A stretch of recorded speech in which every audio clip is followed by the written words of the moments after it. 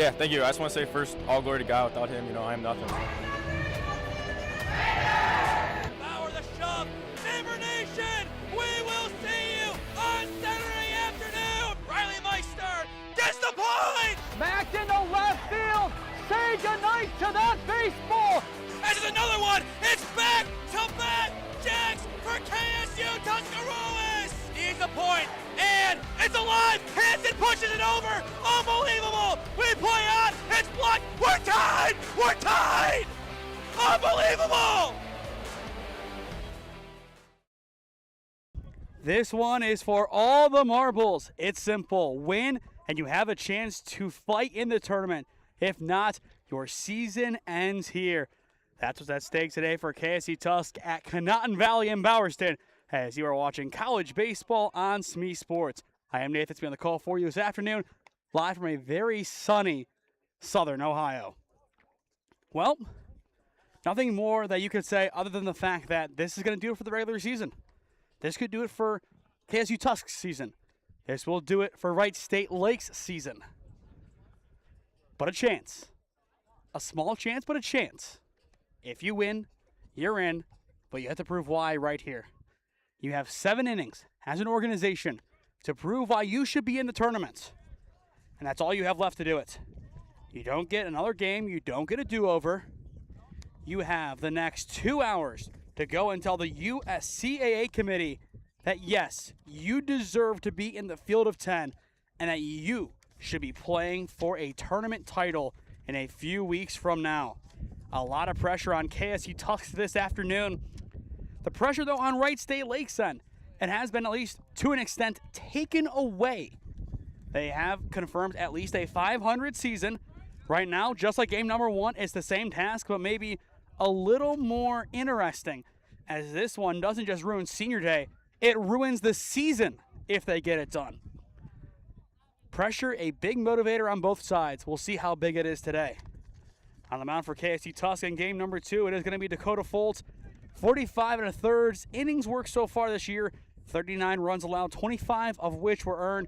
10 walks, 46 punch-outs, a 4.96 ERA, a 5-1 record as he makes his 16th appearance of the season, including his 6th start. And his 6th start is not off to a great start as he has to lose the arm sleeve. If his only loss is the arm sleeve, I think he'll take that today. A really similar lineup here for Wright State Lake. Atkins, Jordan, and Bill. Same 1-2-3 to get it going. Time locally, 4:35, and it's Atkins. A shot into right field to get us going. It is angled towards Schofield. Now it is called off by Salgado, and he will make the grab for out number 1. I think it goes without saying, but KSU Tusk has to be more energized and has to play cleaner baseball in game number 1 in comparison to game number 2. In game number 1, it did take them nearly 20 pitches to record an out. In game number 2, it takes only 1. And that'll go a long way. And the second pitch of the inning will miss wide for ball 1. It is Braden Jordan stepping in, a candidate in game number 1 for player of the game, but in the end, we opted to go and give it to Raspberry. The 1-0 poked foul. But he had a 2 RBI triple and an RBI single. 2 base knocks on top of that, 3 RBIs, a key contributor in the opening 2 innings of game number 1. And Jordan wants to do it again here. The right fielder and sophomore entry play today, batting .282. And he is in line to just continue improving upon it. Count now 1-2 on Jordan. On top of that, he also hit his first triple of the season. The 1-2, a hard grounder over towards short. Walter knocks it down, loses his glove, and the throw is well late. An excellent effort from Owen Walter, but in the end, not enough. And it's a 1-out single for Jordan, his 3rd hit of the day altogether. Looking at the defensive set for KSU Tusk, it is Foltz on the mound, Ruther behind the plate. Patchen at first, Salgado at second, Walter at short, Main at third. And from left to right in the outfield, it's Larson, Campbell, and Schofield. Pretty much the same exact setup with the exception of Bohannon now in the DH spot and Ruther behind the plate as Ruther lets that one go by. Jordan now in scoring position as Kyle Bill has a chance to put the Wright State Lakers up 1 early. And of course, he has some resentment towards his team considering the fact that he hit a G9, a ground out to the right fielder in game number 1. The 1-0 taken off the plates. But in just hearing the conversations around this team in between games, they know what they have to do. No free passes and play a clean game of baseball. If they do that, they have a chance to walk out of here with a crucial win. 24-17 so far this season. Even if today is the end of the road, this will be their best ever season in program history. Of course, an upgrade on last year's 15-24 record, the prior best. And now Bill puts this one in the corner in right field. A powerful swipe from the second baseman, or the first baseman. He will come around to second. He is there with an RBI double. It is 1-0 Wright State Lake in game number 2. Talk about a big swing for Kyle Bill. I mean, the first baseman couldn't have placed that one any better. Same spot that he got thrown out from going to first last game. This time around, a lot cleaner. And a lot more impactful, too. The Lakers wanting to play spoiler again in game number 2. And now here comes Francher, the new catcher. And he will see ball 1. Beyond that, this is a team playing their final game of the season, guaranteed to be it. You go out here one final time and make the traveling fans proud. Again, a 3.5-hour trek across Ohio to get here. And whoa, some theatrics on the strike call. I think the umpire is having some fun behind home plates. Foltz is 1-1, swing and a miss. Count now 1-2. After Francher, it goes to the third baseman. And Francher will put this one over towards second. It's Salgado, and he has out number 2. Both put out so far in game number 2 belong to the second baseman. But of course, that'll put the runner into third. Now 90 feet away for Masonette. Mason had already had a score last game being brought home. Now it's to bring in an RBI of his own. In the bottom of the inning, it is Larson, Schofield, and Bohannon 1, 2, and 3-2 up. A big spot right now for KSU Tusk in the early part of game number 2. Already down 1-0. The 1-0 is in the dirt. So far, 14 pitches this inning for Foltz. 15 about to be here. If the inning were to continue after Masonette, it would go to jump. And there is strike 1. And again, the emphatic call. Somebody is having a day out there. Put him on ESPN, I've seen enough. The 2-1, Masonette will take strike 2. The first time they like the call, and I think now Wright State is being rage baited at this point. Count out 2-2 on Masonette. Runner at third, 2 down. Foltz to get out of the inning. Not quite. And we will have a payoff pitch. As we said earlier, the wind is expected to pick up at around 5 p.m. It is now 4:42, and it is definitely getting chillier. The payoff pitch, it's off the plate for ball 4. Just like last game, you have to make sure you avoid the free passes. We saw what can happen when you surrender too many. And now it's runners at the corners for jump. A massive spot for him here. And for Masonette down at first, does he think about going? You have a first and third scenario with 2 down. Just depends on how much you want to set it up. He won't, as that one is fouled away. And indeed, it is a first pitch strike as the chant gets brought back out again for game number 2.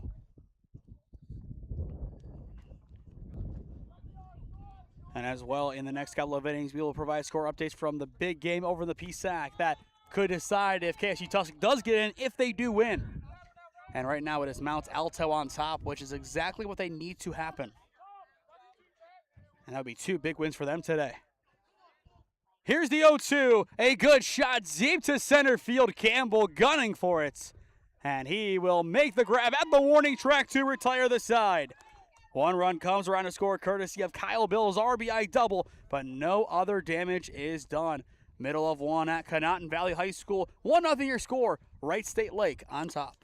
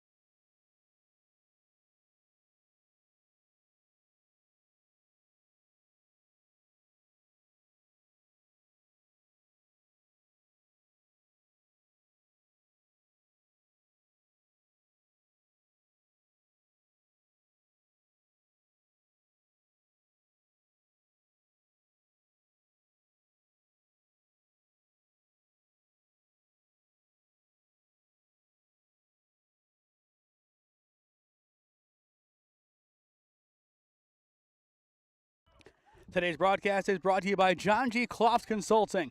Thank you to the Cloft and Bohannon families for helping today to make our telecast possible.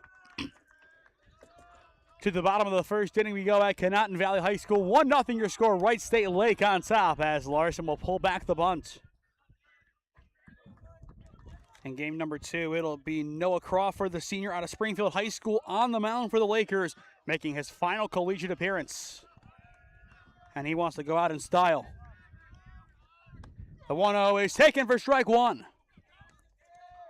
Entering play today, 30 2/3 innings of work, 27 runs allowed, 16 of which were earned. And that'll give him a 4.7 ERA. The 1-1 Larson will take again. And this time it is ball 2. Beyond that, 18 walks, 18 punch-outs, so right down the middle, a 2-2 record, and has 1 complete game on the year as he makes his 5th start and 8th appearance. The 2-1, taken in the dirt for ball 3.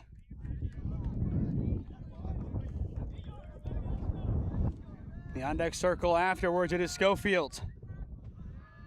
The leadoff man looking to reach here for KSU Tusk. And he will have to wait. There is strike 2. A good response, and now we are full. A big pitch coming up here in the bottom of the first inning. Pitch 6 of the at-bat. The payoff pitch, Larson, a good drive, but foul. So we will do it again.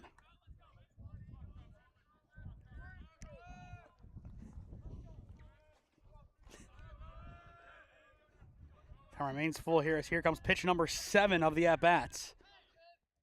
And he will wave and miss. 1 up, 1 down. Crawford gets his 17th strikeout of the season. And with 1 down, that'll bring up Cam Schofield.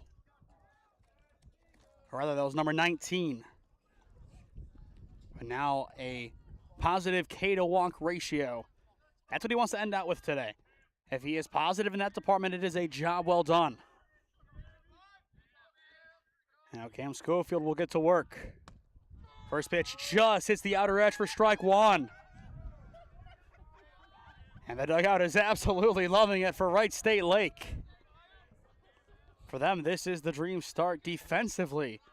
A demoralizing 7th pitch strikeouts. Now a weird grounder over towards third. The throw to one on the money. 2 up, 2 down. Mason and a strong throw across the diamond. And in 9 pitches too. Now with 2 down, here comes Wyatt Bohannon. Again, Bohannon, a big power hitter, 6 home runs on the year, 40 RBIs. Looking for a few RBIs here today and potentially home run number 7. Again, his goal is to try and solidify his case to be at least an honorable mention on All-American. And there is strike 1. Again, the first pitch strikes just continue to flow here. Crawford having a great start to the afternoon. And it continues 0-2. And from here, he has creative control to do whatever. A 2-strike count here on Wyatt Bohannon. If the inning were to continue, we would see Caleb Campbell. Already 1 strikeout today. And now 2, the side is retired. 2 strikeouts this inning for Noah Crawford. Now 20 on the season. The side is retired. A 1-2-3 defensive stand for the Lakers. Through 1 at Conotton Valley High School in game number 2. It's 1-0 Wright State Lake.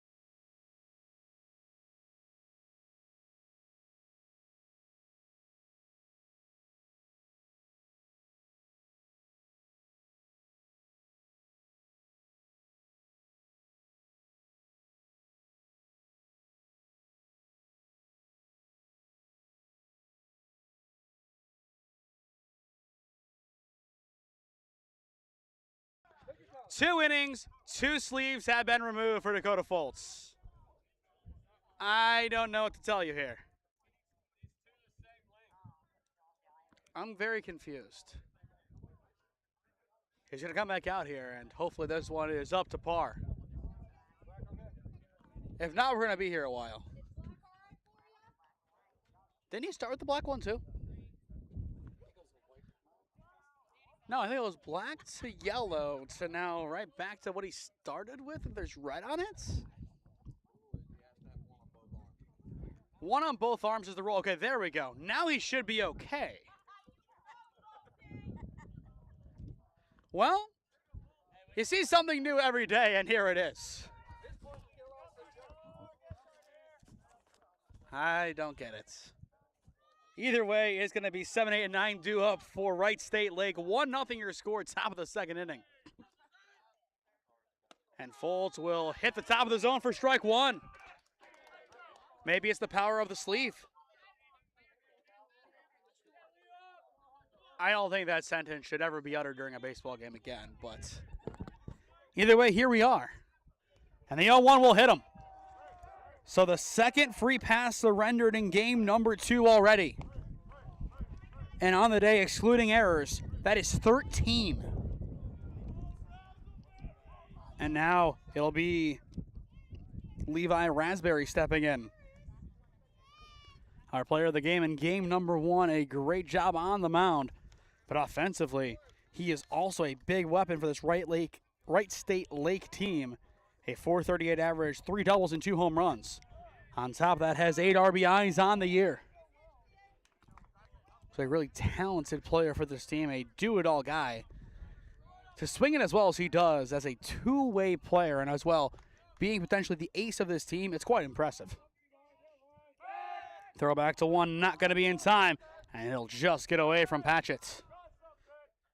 Once again, the 4 seniors, well, the 3 that are going to play in this game, which include Campbell, Salgado, and Patchett, they are playing for their collegiate careers, and Brenton Billman off to the side will have to just watch on as his time is done. He threw in game number 1. The 1-0 is off the plates. But if the free passes become an issue again in game number 2, we might see a very similar outcome. And again, if you lose here, your season, odds are, is done. Of course, we won't know officially till tomorrow, but for all intents and purposes, it would be. And Raspberry fouls it over towards third, and the coach again bobbles it. And I think, again, they're going to let him know. That may be the worst heckling we've heard all day, and it's the players to the third base coach. They saw what KSU Tusc could do, and they want to see it themselves. We will at some point, I'm sure. The 2-1, Raspberry, a fly high into right field, and foul territory now, and it's going to get out of here. Count now 2-2. Once again, we are a little bit away from when the wind is supposed to actually pick up. And if it does, then the ball can fly a lot easier. Now, if this game were tomorrow, it would be in the rain. The rest of the week is going to be rain, so that could be a big factor as to why we are going to see all of the wind. 2-2, Raspberry over towards third. Main thought about 2, takes 1 instead, and we'll get out number 1 there. But a productive out for the designated hitter, and that'll bring up Zach Sparks, the shortstop. But moves the runner along. Right now up by 1, you want to get at least one more run of cushion.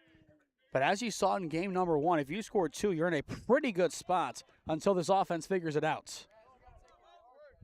And a 1-2-3 inning defensively, it gives you a really good piece of confidence going forward. So I'm going to miss there from Sparks on the low offering.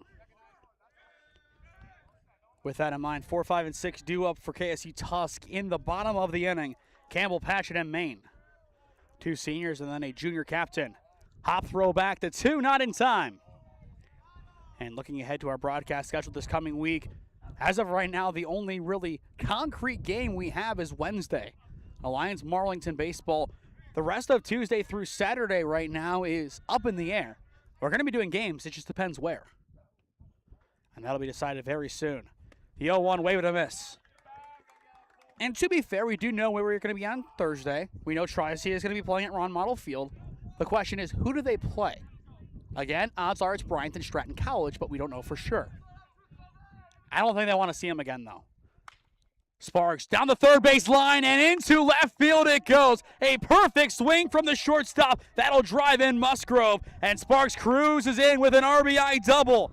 Both runs today in game 2 for the Lakers have scored on RBI doubles. It's 2-0. The visitors are on top.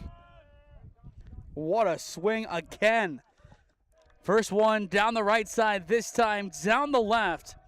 And I would say placement-wise, just a little bit better. And you go back to game number 1, the first 2 pitches, perfect. An 0-2 count. Just like in that game. It's an 0-2 pitch taken into left. And we go to the top now with Jaden Atkins, the man who did get that good start in game number 1.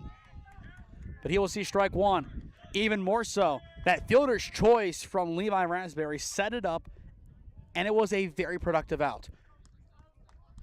Sometimes you have to trade a out for a base, but when that trade eventually upgrades to become an out for a run, it's a lot better. I'm pretty sure, barring the fact that you have 2 outs already, you'll trade an out for a run any day of the week. I mean, any coach would. Who knows? I could be mistaken. The 1-1, swing and a miss ahead of it. We do know this is the heart of the order, the top 4-ish. They know exactly what they're doing. And they know how to bring the boom, which they have done today. Again, clinching an at least 500 season for Wright State Lake. And there's the wave and miss from Atkins for out number 2. For Fultz, it'll be his first strikeout of the game. and he needed that one to respond. Still a runner in scoring position, keep in mind. And that'll bring us back to Braden Jordan, 1 for 1 today with a single. And he will wave and miss. I'll tell you what, no matter what else happens this inning, the whiff rate for Fultz has skyrocketed. He is getting so many waves and misses as of late. Just needs to keep it going. And this time he will see a ball. A really good offering from Fultz. Very close, but a keen eye from Jordan. Already 3 hits today, 3 RBIs. And Fultz will throw back to seconds. A slower start in game number 2 for the Lakers, but still a lead. And that's all that matters for them at this point. You look at the way things are going. You have a lead. Keep it that way and extend on it. Jordan, foul. Count now 1-2.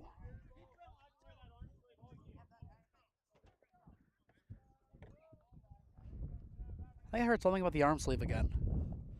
We've heard that one too much today. Counts us at 1-2 on Jordan.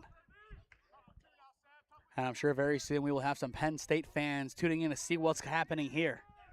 The 1-2, Jordan again, foul. And there it is, the coach got it. Cleanly this time too. We've been waiting for that one all day.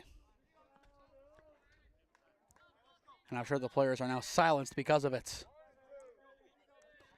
Poetic justice, some might say. A 1-2 count on Jordan, and he will take a ball. Both takes are very, very strong. Borderline calls that most times will be called a ball, yes, but given the scenario and given your elevated zone that we have seen in game number 2, it could be. So impressive to see those takes, and now a chance to do some damage. Deuces with 2 down on Jordan. And he puts this one in play over towards short. Walter throws to one, and Patchett stretches just there in the nick of time to retire the side. Again, a defensive first baseman. They are hard to come by. Middle of 2 here at Conotton Valley High School. 2-0 your score. It's the Lakers on top.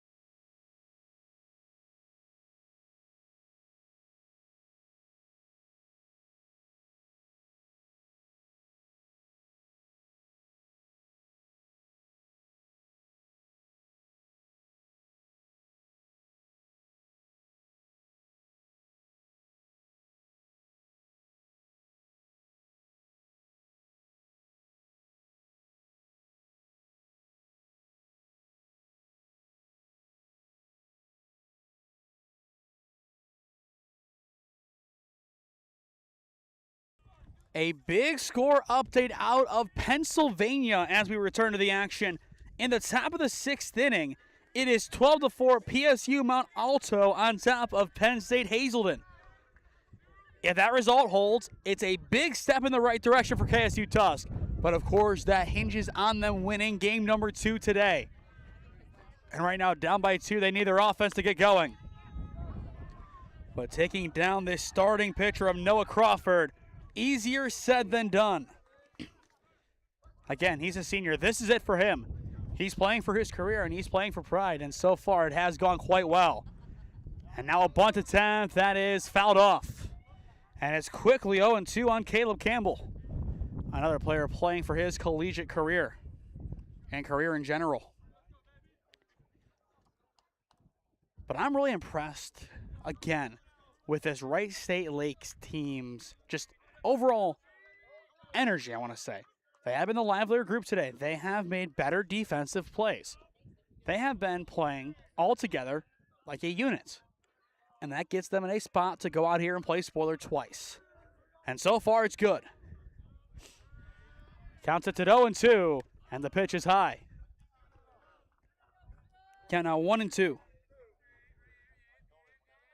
Again, it's Campbell, Patchett, and Main, 4, 5, and 6 this inning for the Golden Eagles. Crawford sets and delivers. Campbell fouls it down the left field line. And a little scamper out of the visitor dugout to try and track that one down. Both sides going out here and having fun as, of course, the college season coming to a close. Regular season play across the board is about done. Even in the MAC, right now it is Kent and Akron doing battle. Here's the 1-2. It is low. Count even. And that's why I do want to point out one of our key players we covered this past summer in Brady Bowen got the start today for Akron in the DH spot. Batting right behind his brother Blake, who has been there for a while and is a great baseball player, not for just for Worcester back in the day, but also for Akron. The 2-2, Campbell, a shot into left center field, and it will be tracked down and caught by Atkins. 1 up, 1 down, and expanded to the entire game. 4 up, 4 down. We have seen so many good swings today. A lot of great contact. Only 1 run has been scored, though, and it's that young man, Jeremy Patchett, who did the damage. And I say young man in the sense that he isn't just 2 years older than me. And as a kid, for that matter. But, of course, going to play pro ball out in Nebraska after this is done. But he does not want today to be it. And there is a first pitch strike. And I will say now I'm in a side battle with a bee who keeps trying to buzz around my cake. Got right at the end of the intermission, have to wait until a big break in the game to eat it. But Patchett, a shot into left field. Can he do it again? He can! It's off the scoreboard! 2 home runs today for Jeremy Patchett. And just like that, the Golden Eagles are back in it. Forget the cake, the bee can have it. We have another Jaybird homer. What a swing. The first hit of the game for KSU Tusk. And Conotton Valley High School might need an invoice payable made out to KSU Tuscarawas. The scoreboard itself is okay, but we'll see how much longer that'll survive. 2-1 now. That changes things drastically. Off air, I was just talking about the energy. It's not there. It's here now. Now Braden Main will step in and take ball 1. But there's no better way to get on the board than a home run. And on senior day, Jeremy Patchett has all of the runs by himself. He needs someone else to step up along with him. Now up to 9 in his KSU Tusk career. That's ball 2. So going back to Jeremy Patchett overall this season, he has been on a hot streak with homers as of late. That'll be his 6th. Kind of 2-1. And I will say we have been at half of them. We haven't done half the schedule, but we've been at half of the home runs. We saw the grand slam at Pipe Yard and then the 2 today. And then, of course, a couple last year. The 2-1, swing and a miss. Now 2-2. And going back to the first time we saw him in the summer of 24, we have seen probably 6 to 8 home runs from Jeremy Patchett. A weird stat, but one we'll take. Count 2-2 on Braden Main. And we are full. Even now, you can just hear the difference from here. The dugout is more energized, and they have their belief back. When this team believes and when this team plays as a unit, they can beat anybody. And they have proven that this season. The payoff pitch. Main now a shot into right field. Not enough wind behind it, as it is caught for out number 2. Jordan able to track it down. I'm sure you can hear it with the audio. The wind continues to pick up. We talked about it with the home run ball. It isn't necessarily a tall fence in the outfield. It's not. It's one of the shorter fences.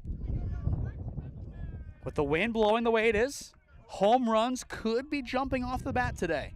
Maybe a little bit more than you would expect. But Owen Walter in the 8th spot, or rather the 7th spot, trying to keep the inning going as he will take ball 1. Going into the 3rd, the defense, they need a stop too. If this KSU Tusk team is to walk out of here with the win, it has to be a team effort. Walter, he will show bunt and fouls it off. One of the fastest guys on this roster and a great product of Tri-White High School out in Worcester. He has shown his speed time and time again. And he showed it for his old ball club in Hawking College.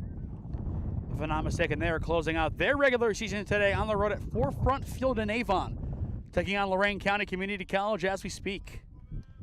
I'll have to check in a little bit to see if we can get a score update from that game or not. As well, that one is a doubleheader. The 1-1 skips in. As well, time locally here, 5:08 p.m. Well, we were told 5 o'clock the wind picks up, and well, it's 5 o'clock somewhere, and the wind is here. The 2-1, Walter is shot into left field, and Atkins drops it on the slide. So the inning will continue. I was getting ready to say another missile just to the wrong spots. And that'll bring us to Caleb Salgado. We'll see what they scored as. It'll be a hit. And I agree, that's a tough one to catch. But Walter is having himself a day. And now it's a chance for the senior Caleb Salgado. Going back to that Shenango doubleheader. Who got us out of here after 4.5 hours of baseball? Mr. Salgado. And we were very grateful for it, too. 4.5 was way too much for baseball. And there is a first pitch strike. To this day, I am still baffled that we even played game number 2 of that series, which, of course, paid off for Shenango. But after 4.5 hours, we kicked off Conotton Valley High School from their own field to play game 2. They practiced on the softball field. It was one of the weirdest things that we have seen. I mean, their players came in at like 3 o'clock, I think it was, ready for practice. We weren't done till around 3:45. And then we played game number 2 and told them tough luck. They're doing okay, though, this season. They, I believe, had a couple of wins over Tuskegee Central Catholic, so they're doing just fine.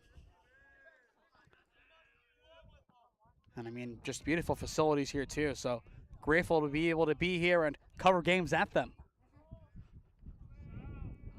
After a hiatus, the 0-1. Again in the zone, now 0-2. Forget the wind. It is still cold. This weekend has been just out of this world. For those out of state, it snowed yesterday on my way down to Alliance, which is about an hour north-ish of here. It snowed on May 2nd.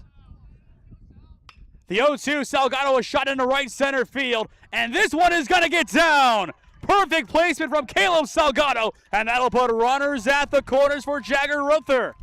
And here come the Golden Eagles. This is the rally they needed. A 3-hit inning so far, and they are not done. Of course, playing for his collegiate career, Caleb Salgado provides again for KSU Tusk. A big transfer coming in from Nevada. That was a big part of that recruiting class. He brought him in. You bring in Jeremy Patchett, Brenton Billman, and everybody else that followed. It was a big class. Bunt shown and pulled back. We'll see if he offered officially, and they say no. Count now 1-0 on Ruther, the catcher.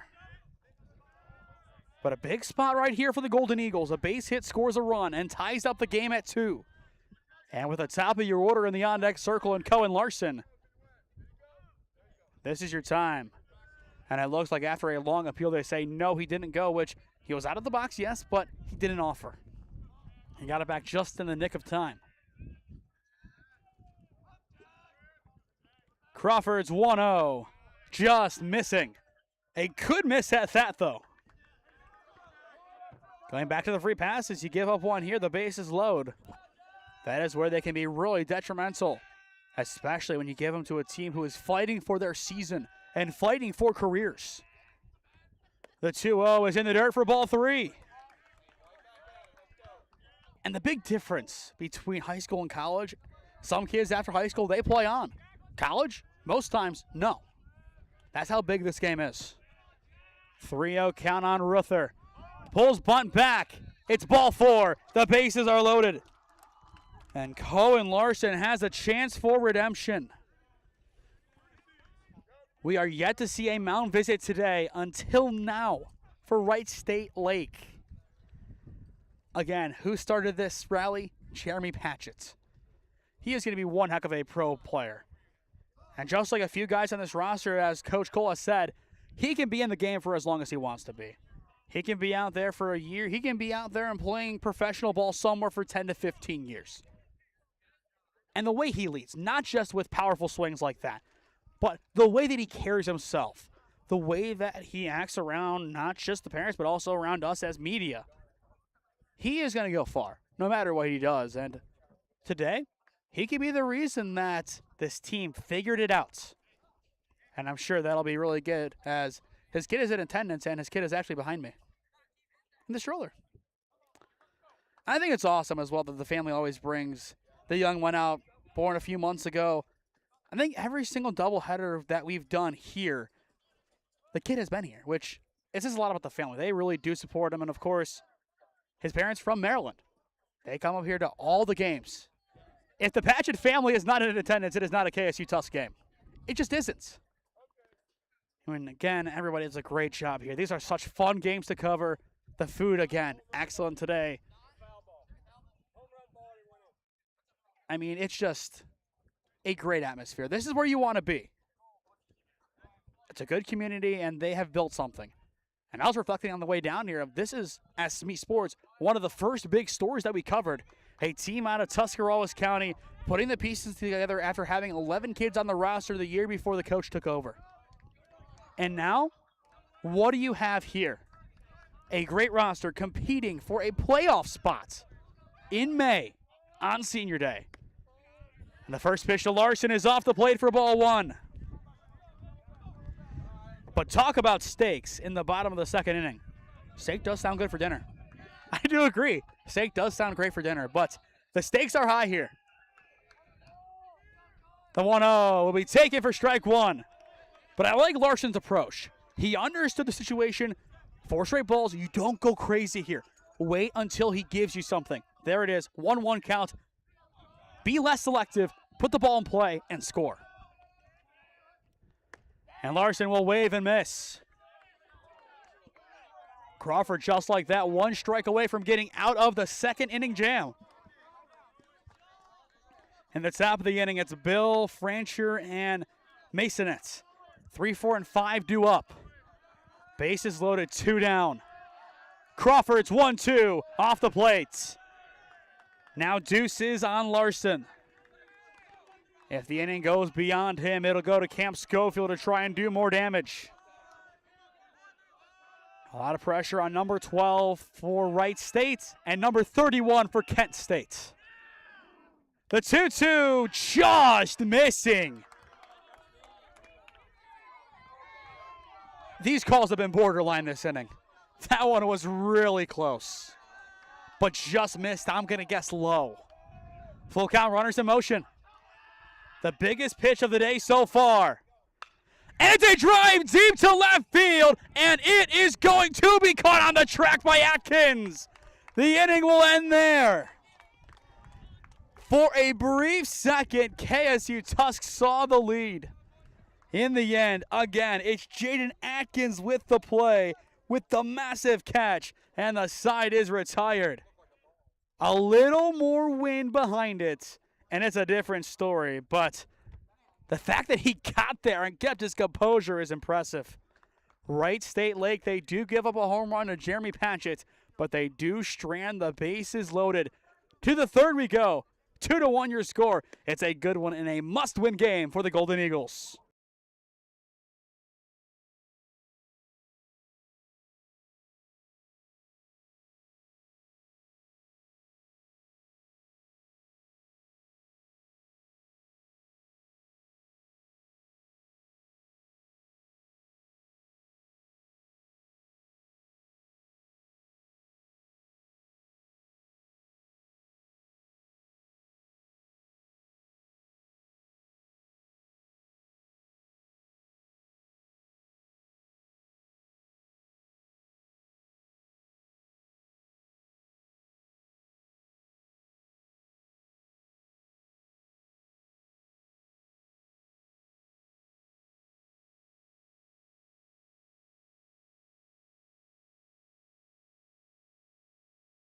Welcome back to Conotton Valley High School in Bowerston. 2-1 your score as we enter the top of the third inning.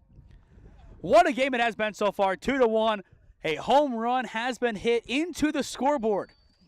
And I'm sure right now Kyle Bill already an RBI double today. He wants one over it. And the first pitch he sees is a ball. A crucial game right now. Mount Alto up big in their game against Hazleton. So that'll go KSU Tusk's way. The question is, will they help themselves out, get the win here? And from there, they pass it off to the committee. As I said in my intro, you have 7 innings to show the committee why you are a top 10 team in the USCAA. And you are down to your final 5 innings. The pressure is on. The ante has been upped. It's go time. Fultz is 3-0, is there for strike 1. A good response, and there is the champ being thrown right back by Wright State Lake in a different manner. The 3-1 fouled off his foot. Ooh, that one's going to hurt. He will feel that one tomorrow, and the banter continues between both dugouts. I'll tell you what, during my playing days, that happened to me a couple of times, and walking it off is easier said than done. But Kyle Bill hanging in here. I mean, that one hit right off the foot. The worst one, just on the inside ankle. You hit it off of there, then guess what? You are limping the rest of the day and maybe the rest of the week. Now full count, I think he's ready to go. Fultz' payoff pitch, and it is low for ball 4. So in the end, the pain is worth it for Kyle Bill as the leadoff man will reach for the Lakers.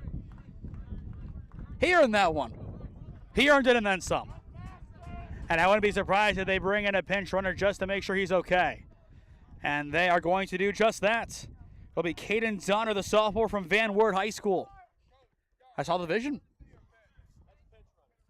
It'll be a pinch run here. 3 stolen bases on the year, so one of their main runners. I'm not saying he's going to go here, but we haven't seen Ruther throw down yet. If he goes, I'm not surprised. He goes, I'm not surprised. Pitches wide, Ruther from his knees, nearly got him. In the end, it'll kick into left center. But again, you could just see what was going to happen. I don't mind that throw there. I really don't. Just if it was on the right side of the bag, that's an out. It's a tough one. They're going to appeal down and say he didn't go. And now here comes the arguments. I don't think he swung. I didn't see the swing. I mean, I'm going to try to pull it up on my end here to see if I can see a swing or not. No. He just held it back. I mean, it was a borderline one. If 45 degrees is the plane, it was 40. But I would say he didn't go. The 1-0 now driven deep to left field, still going back, and it is going to be gone! Just over the wall! It's Francher sending it long, make it 4-1 Lakers. What a swing, just got it over. It doesn't matter how far over it is. All that matters, the Lakers have their insurance back and then some. Again, just a perfect drive. The hitters have been loving the left side. That's where the wind is blowing today. And it looks like one of the coaches has been ejected for KSU Tusk. So he is out of here after throwing his helmet a couple of times. Well, if you're Wyatt Francher, on one end, you're the most hated man in Ohio. On the other end, you're the most loved man in Ohio. I love the duality of baseball sometimes. And I think this is where the duality of baseball really shines. And I think they call that one a ball. And Coach Colson come out and argue too. I'm so confused as to what's happening at this point. So they called time. And now that one bounces in.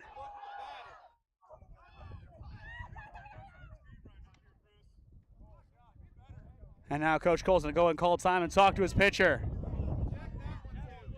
Well, it's getting antsy here. That's all I can say.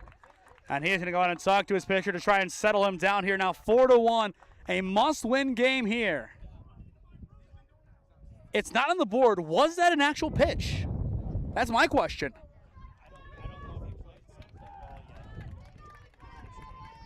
So did he throw both for nothing? Did either of those pitches count?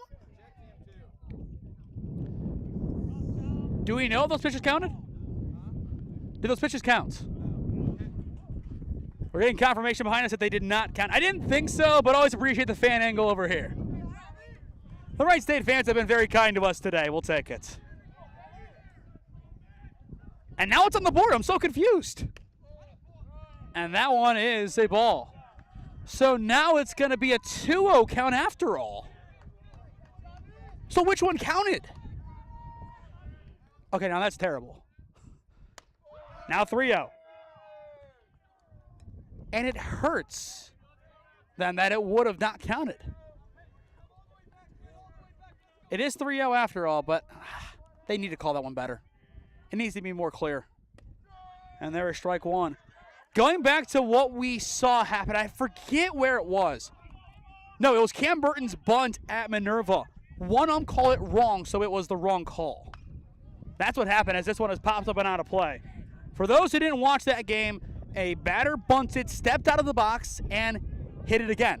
He should be out. Home plate umpire called him out. The one at first said no. And because of that, the play happened, and it was counted that way. Could be a similar scenario. Here's the 3-1, as this one is going to be sent off towards left field, and it will be caught in foul territory for out number one. A nice catch over there. I believe Maine was the one who was underneath it to make the initial snag. So one down now in the top of the third, and that'll bring us to Jack Jump, the second baseman. Well, it's rivalry week after all, and, well, we're seeing every bit of it here. And Foltz's first pitch is there for strike one. 56 pitches so far in game number 2 for Dakota Foltz. And here comes 57. And it's also there. But there is some action in the bullpen for the Golden Eagles. And that is Aiden Baker, the junior, and Malone transfer out of New Philly. The 0-2, though, skips in for ball one. I think it was just band work from Castillo, but I think even if they wanted to throw him, he couldn't come in. But if there was ever a game that really pushed the limits, you would bring in anybody who threw on Thursday if they had a pulse on their arm. It would be a Yamamoto situation from the World Series last year, if you did. The 1-2 fouled away again. And of course, this isn't the World Series, but it might as well be for KSU Tusk, given the implications. I would venture to say this is the biggest game in program history. The 1-2 off the plates. In the bottom of the third inning, it'll turn to Schofield, Bohannon, and Campbell. 2, 3, and 4 due up for the Golden Eagles. The 2-2 skips in, and we are full. Question here. If this is ball 4, do you pull him? A tough call to make, but it'll be a question. Payoff pitch. There for strike 3 looking. 2 down. And the question is gone. I think Foltz just bought himself some time with his second strikeout today. And now that'll bring up Liam Musgrove, the center fielder who got hit by a pitch his first time up. In total, 9 batters today for Wright State, combined between the two games, have been hit. Once again, the big difference, the free pass. Right before the home run, what happened? A walk. Case in point. Now a 2-0 count.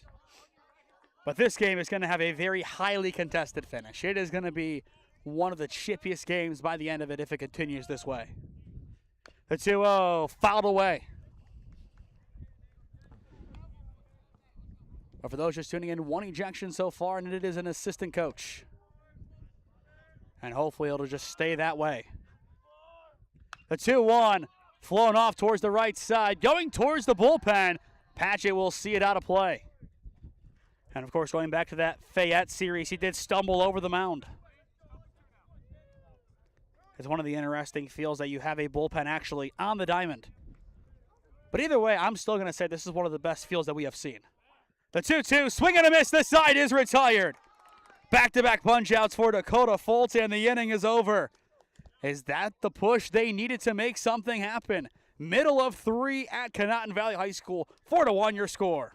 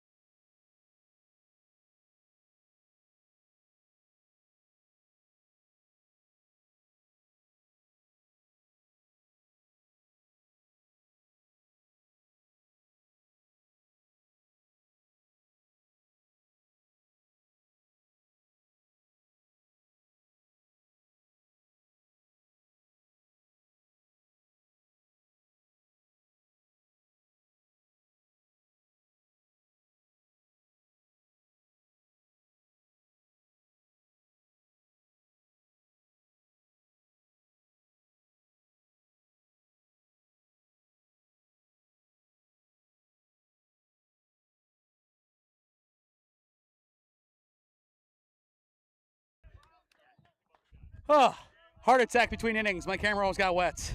We're back to the action as there is ball one. Whirlwind of emotions all the way around today in this must-win game number 2. 4-1 Wright State Lake on top of KSU Tusk. The Golden Eagles dugout is getting rowdy. The 1-0 is there for strike one on the edge. The fans telling him live there, which great advice to Crawford. If he can establish the outer edge, he is going to have a lot of success in this inning. This time brings it over the plate, a grounder chopping deep into the outfield, and they will not get him at first. Just beat it out. Excellent hustle that time from Cam Schofield. The shift, though, from jump nearly paid dividends. We'll watch it back on the replay to see if he was safe or not, as that was a bang-bang play. I think that's the definition of the tie goes to the runner. We'll see it here.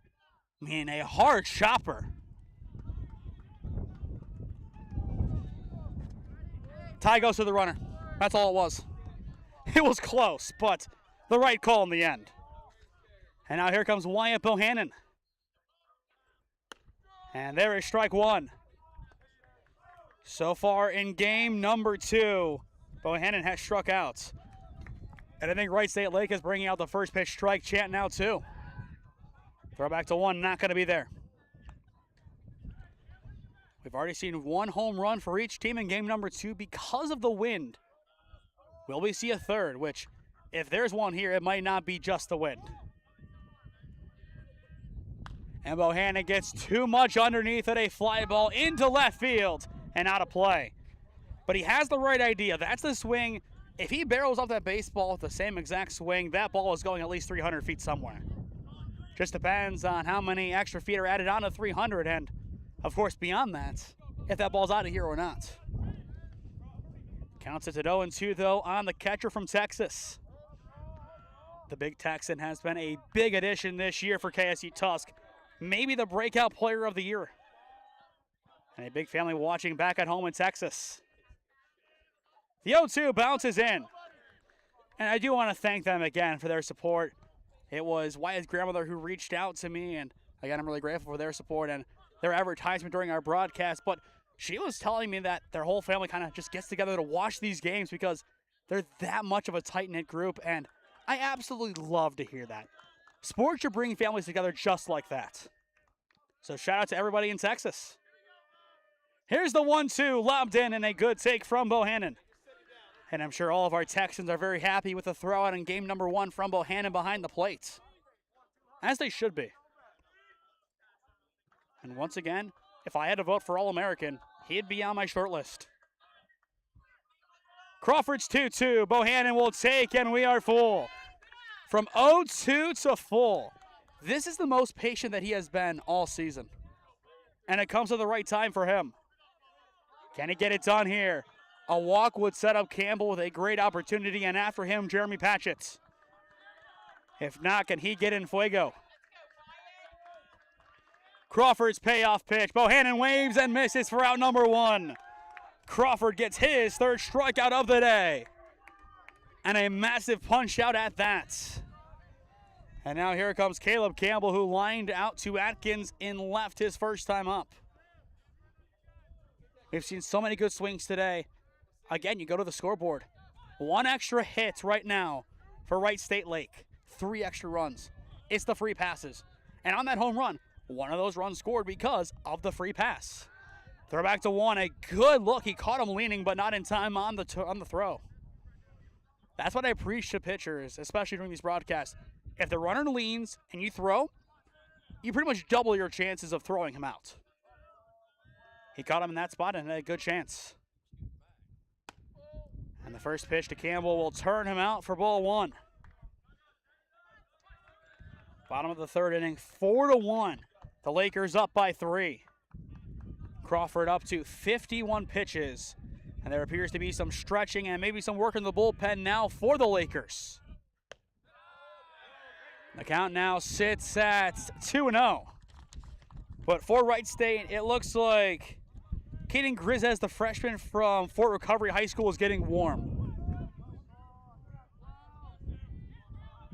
2 balls, no strikes on one of the 4 seniors on his senior day. Underneath it and fouled away. Count now 2-1. Of course, in the on-deck circle, Wright State Lake, they are not too happy about who it is, as it is back to Jeremy Patchett. Last inning, hit a home run. Can he go 2 for 2 with 2 homers in 1 game? He thinks he can, and, well, there's good reason to believe that he could. Crawford's 2-1, swing and a miss underneath it. Just elevated it too much for Campbell. And that'll make it deuces on the left fielder. Or rather, center fielder. Wind again picking up, pulling out towards left field. The 2-2, take it for strike 3 looking. 2 down. And it's back-to-back punchies for Noah Crawford. That pitch has been called so much today at the top of the zone. And again, it's the same exact pitch. And now here comes Jeremy Patchett. 1 runner on this time. It's a redemption battle for Crawford. Get him out here. You win the inning. And you go to the 4th inning up by 3, trying to do more than just play spoiler at this point. It is a lot more than that. And the first pitch will miss low for ball 1. Time locally 5:35, so just over 2.5 hours into our doubleheader altogether. Or rather, 3.5 hours in. I was about to say, something did not add up there. The 1-0 on the outer edge connects. Count now 1-1.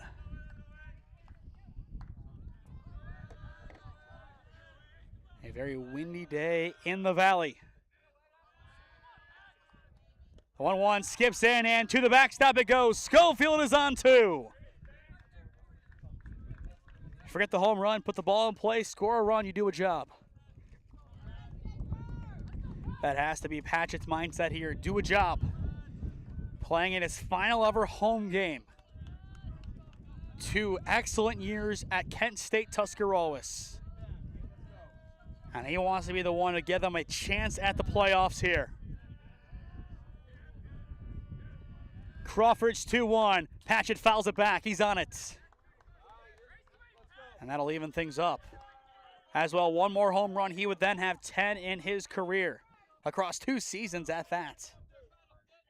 He has been such a powerful player for this organization. 2 balls, 2 strikes, 2 down. And Patchett gets hit on the arm. And he is fired up. He will take his strides down the line. And here comes the tying run in Braden, Maine. The free passes are so important today. Could one go in favor of the Golden Eagles here? They need it. And Patchett yells down the line. Right time, right guy, and it's all smiles for him. Again, this is why you need a guy like him as a leader. He can change a program, and he has in 2 years. And Maine will take ball one, a borderline strike. That time just not getting the nod. But I like what Crawford has done. He's had that pitch called a few times as a strike, attack the top of the zone. That's where a lot of the fringe calls are happening. That's the weak spot in the zone. Exploit it. And for Maine, if he does, keep your hands high, bat through the ball, and line it into one of the gaps. The 1-0 left high and dropping in a beautiful off-speed pitch for strike one. And I think if he continues that pitch coupling of fastball then an off-speed, whether it be breaking or change, he can really have him second-guessing himself unless he picks up on the pattern. I would assume here 1-1, fastball high. That's what I would expect. Exactly what it is. And Maine did the right thing. He puts it in left field. They will send Schofield home, and he will score. It's an RBI single for Braden Maine.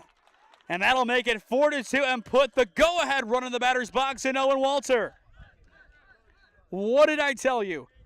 If it's a fastball high, keep the hands high and line the ball into one of the gaps. Exactly.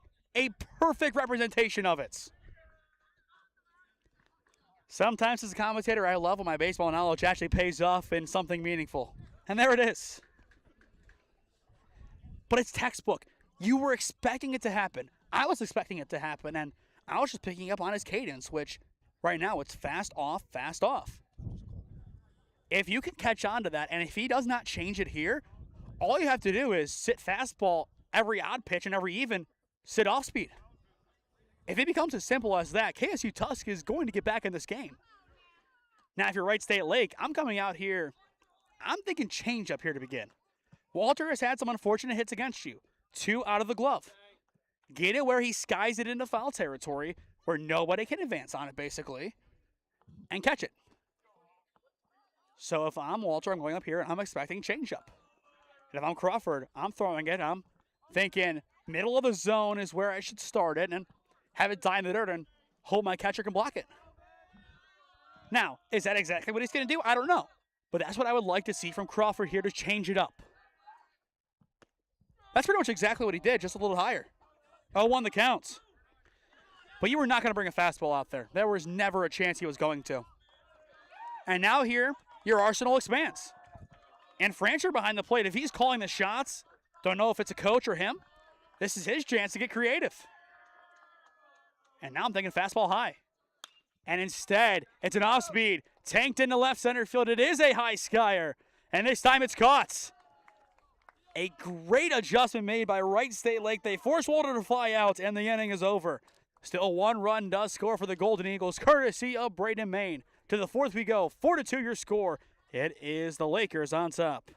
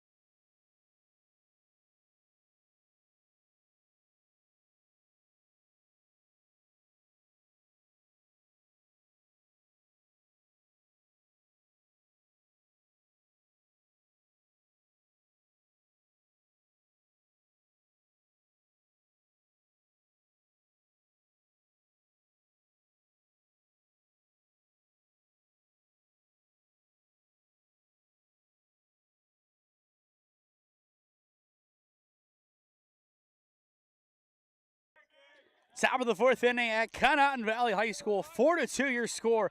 Wright State Lake on top of KSU Tusk. First pitch wide for ball one. As well, the call to the bullpen has been made by the Golden Eagles. Aiden Baker, the junior, and Malone, transfer out of New Philly, is on the mound. And, of course, the easy comparison is this is your new Brenton Billman going forward, as both transferred in after their sophomore year from a NCAA institution and both played for New Philly.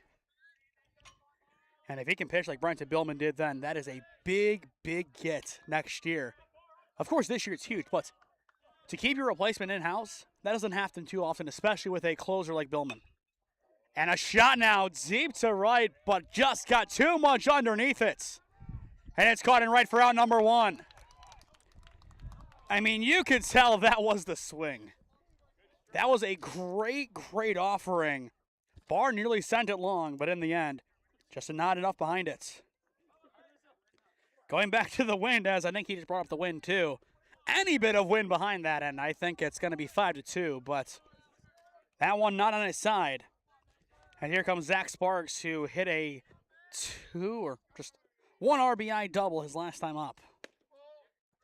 But for Aiden Baker, you get out of this inning 1-2-3, you give your offense a chance to go back out there, still down by 2. That's the dream scenario. But Foltz, a good day today, 3 innings of work, but still more to be done by the Golden Eagles. The 1-0 in there. Again, looking at the hit column, both teams 4 hits.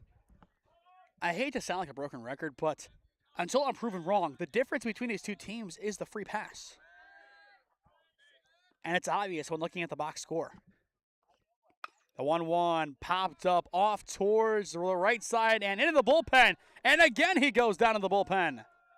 The second time this season he has done that when we are here.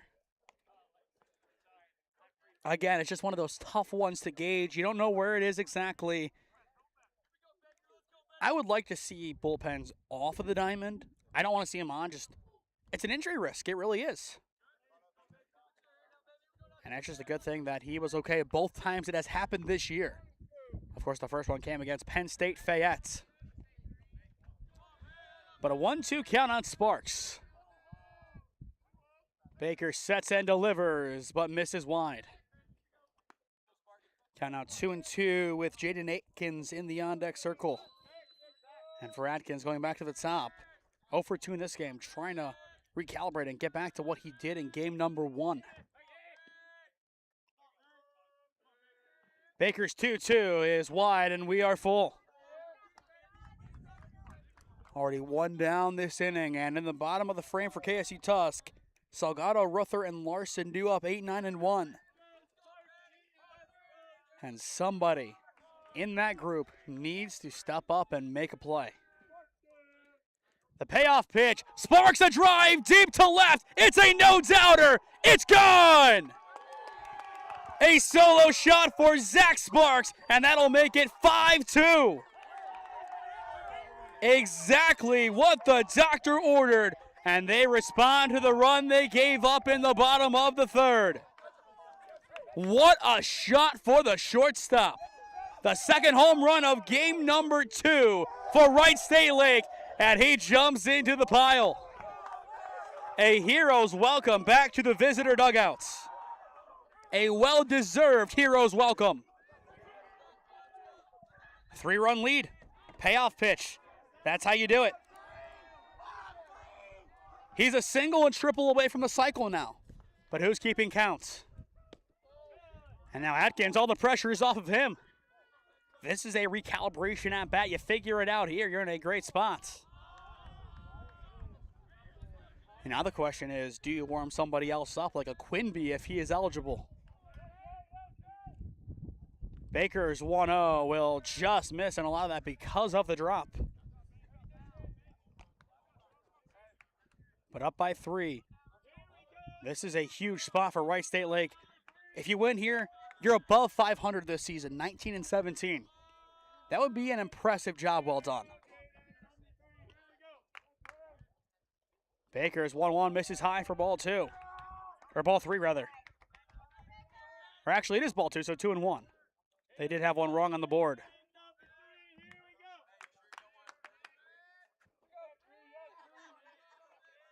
11 pitches so far this inning for Baker.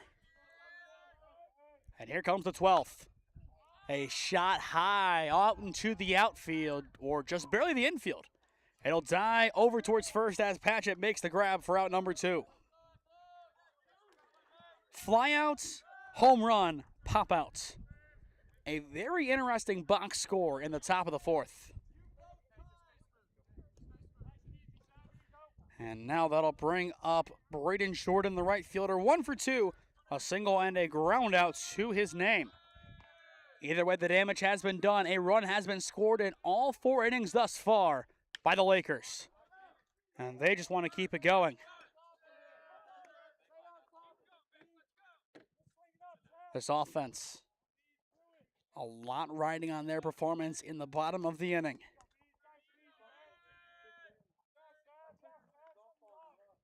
Baker takes his time here. The 0-1 will just miss. Count now 1-1. Again, the wind's starting to pick up a little bit more. We're expecting rain pretty much the first half of the week and then some in Northeast Ohio. And of course down here a little southern in Ohio. But not truly southern Ohio, as that ball is flown foul. Count now 1-2.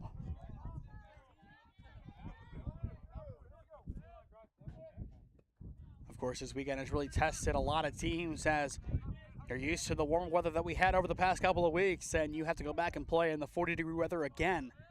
It's not easy to make that adjustment that quick. Baker's 1-2 is wide. Count now even 2-2 with 2 down. Baker trying to get the Eagles out of this inning. It has to be here. If you give this team an inch, they will take a foot. They have done it so many times today. The 2-2, a shot into right center field, and it is going to be caught. Schofield tracks it down to end the inning. But not before Zach Sparks leaves his mark on the 4th inning with a solo shot over the left field wall.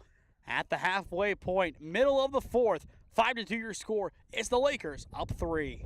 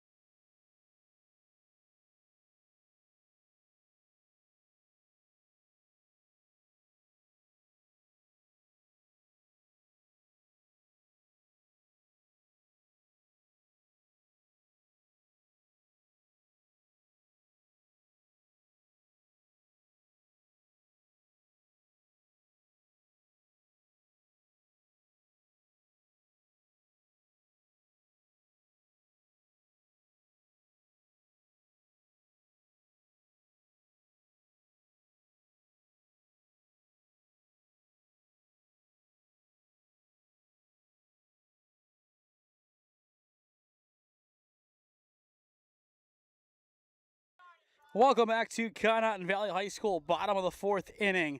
And before we get back to the action, today's broadcast is brought to you by John G. Cloft Consulting.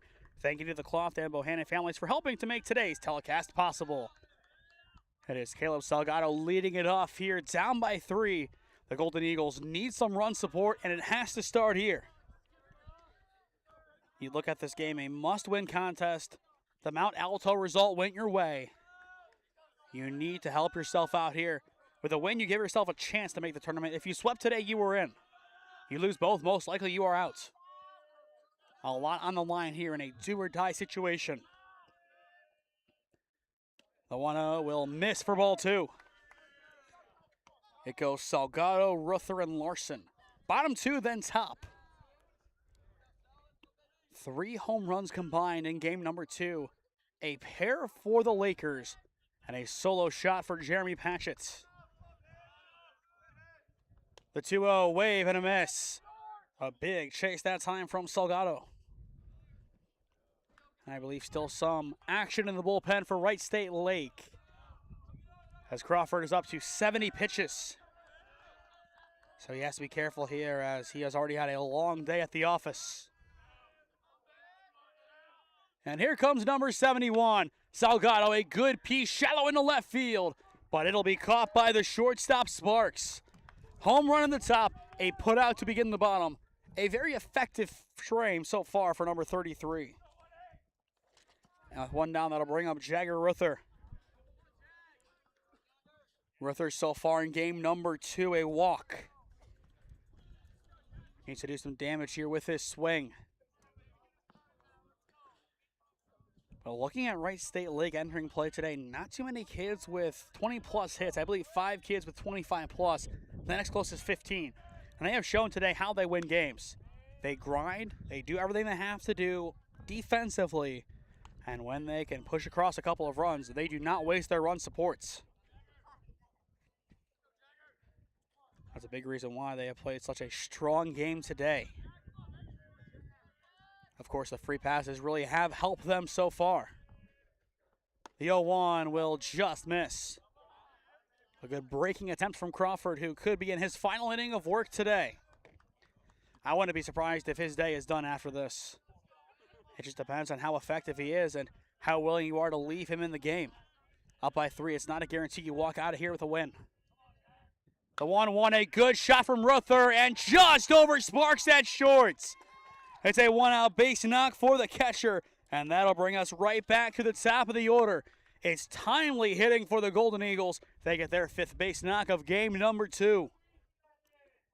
And Larson a chance to move him along. Time is called, and I believe that is going to do it today for Noah Crawford. And I believe this as well is going to do it for his career. And the ball, we'll see. Is it taken or not? It appears it will be. But they're going to hold him off here for a second, so maybe. But this could also be your farewell talk, but it looks like it's not going to be. Well, from what we can see from this angle. But it doesn't look like they are going to pull him. Well, the dugout jumped the gun a little bit. But I do like the vote of confidence. It's not like it's an underclassman. You know your season's not going to go beyond today. If this was an underclassman, then maybe you pull him here. It's a senior. Let him end on his own terms. Now, I think if he gets out of the inning here, it's still 5-2, or even if he gets out of the inning, no matter what, he will be done then. Kind of similar to what we saw, though, from Billman. It could be something along those lines of, hey, goes out, throws one pitch, it's a strike, he walks out, and he hangs it up after a job well done in his final collegiate game. Could be a guard of honor situation, of course. You see that quite often down the stretch in a season, and today is no different. First pitch to Larson, misses high for ball 1. But at 74 pitches, if he comes out for the 5th and there's not a double play ball on this pitch, I'd be shocked. Even if there is, I think that's just going to be their way of saying, hey, you ended off on a high note.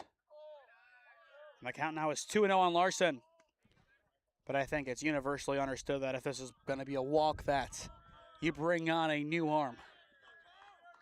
A tough spot here for Noah Crawford. Trying to get out of this jam in the 4th. Runner goes, the pitch is there for a strike. A laser throw down, but the tag is not in time. And Ruther will take seconds. A massive stolen base, putting run number 3 in scoring position. And now they are going to, it looks like, have somebody run in his place, which makes sense. Of course, he is your catcher, so you do have a courtesy. And they do confirm it is going to be a courtesy runner. It'll be Caden Camphorst, a freshman out of Delaware Hayes High School, getting the opportunity. 2-1 count on Larson, trying to drive in now Camphorst. On it, but foul. And that'll make it deuces on the leadoff man.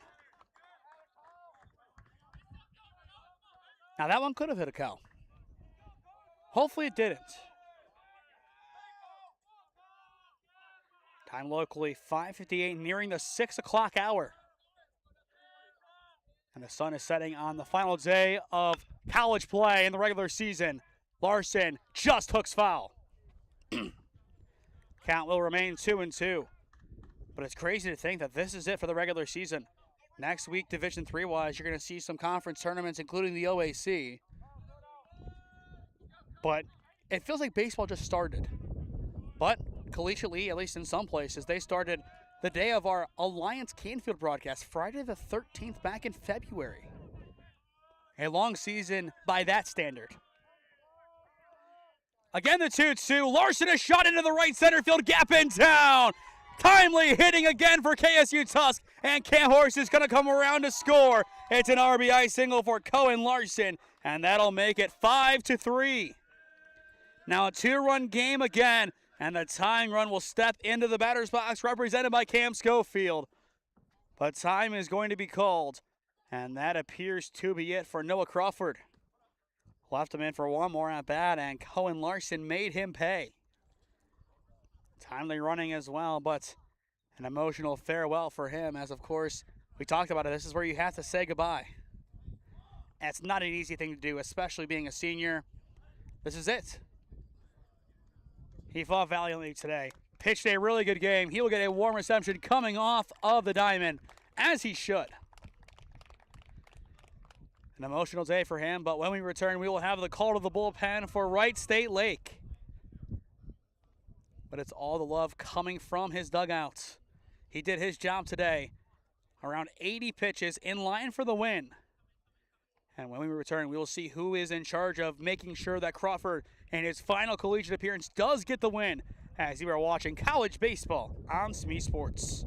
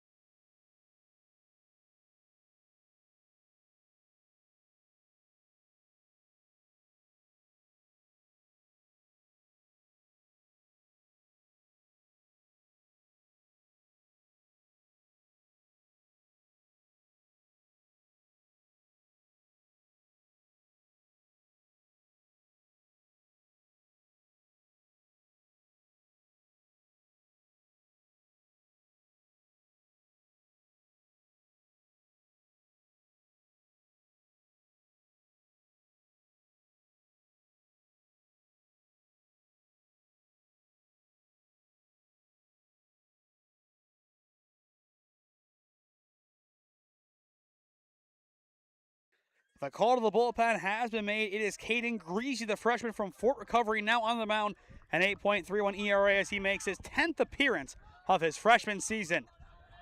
And a pressure situation, up by 2 with a tying run, and Cam Schofield is in the batter's box for KSU Tusk. And there is ball 1. 1 down here in the bottom of the 4th inning. This Golden Eagle team has trailed all day. They have not had a lead in either game, and they have not had a lead or even a tie entering the bottom of the 1st inning in either game. They have fought tooth and nail to even get back to here.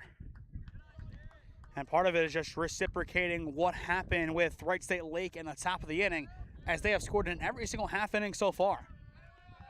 Throwback on the 1-1, not in time. Of course, you do have some power coming up soon, and Wampo handed in the on-deck circle, and then you skip down a few names. It's Jeremy Patchett after Caleb Campbell in the middle. But a big time right now as we are officially in the 6 o'clock hour, the final 6 hours of the college regular season. Not much time left to play in it. The 1-1 will miss off the plate. I thought for a second he called that a strike. I was about to say, there's no way. Off the lane of misses from Greasy. A walk here, though, would be huge for Wyatt Bohannon, and that would give him a chance to get his 7th home run of the year and drive in a few. But another throwback, and it's not in time. And now out in right field, is that a dog? And oh no. Oh no. I regret asking the question. The 2-1 misses high for ball 3. Oh no, buddy. He's a good boy. He is a good boy after all. But that is terrible timing, Mr. Dog. Come on, man. You see the cameras. Have some respect. The 3-1. It is going to miss low for ball 4. Schofield has respect. It's the tying run now at first. And it's redemption time for Big Texas. Wyatt Bohannon. 6 home runs on the year, 40 RBIs, and again, a potential All-American bid. Home run here, biggest game of his career. That would about do it. And a home run would give them the lead. Can Wyatt do it, or at least get a spark again? And the first pitch he sees is a strike. And that's been his approach in both games. A lot of first pitch strikes taken.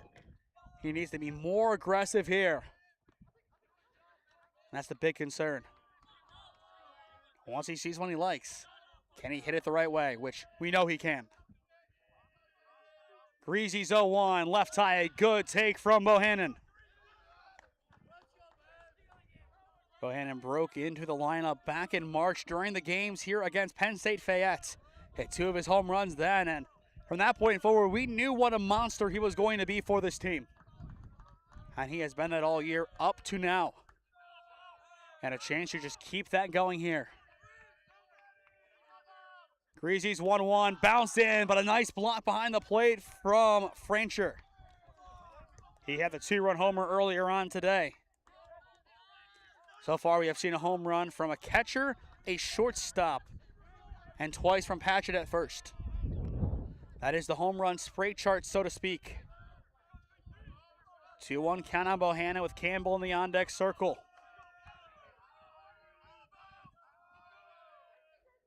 And Bohannon again will take, this time it's ball 3. 3-1 count. One more ball, the bases would be loaded.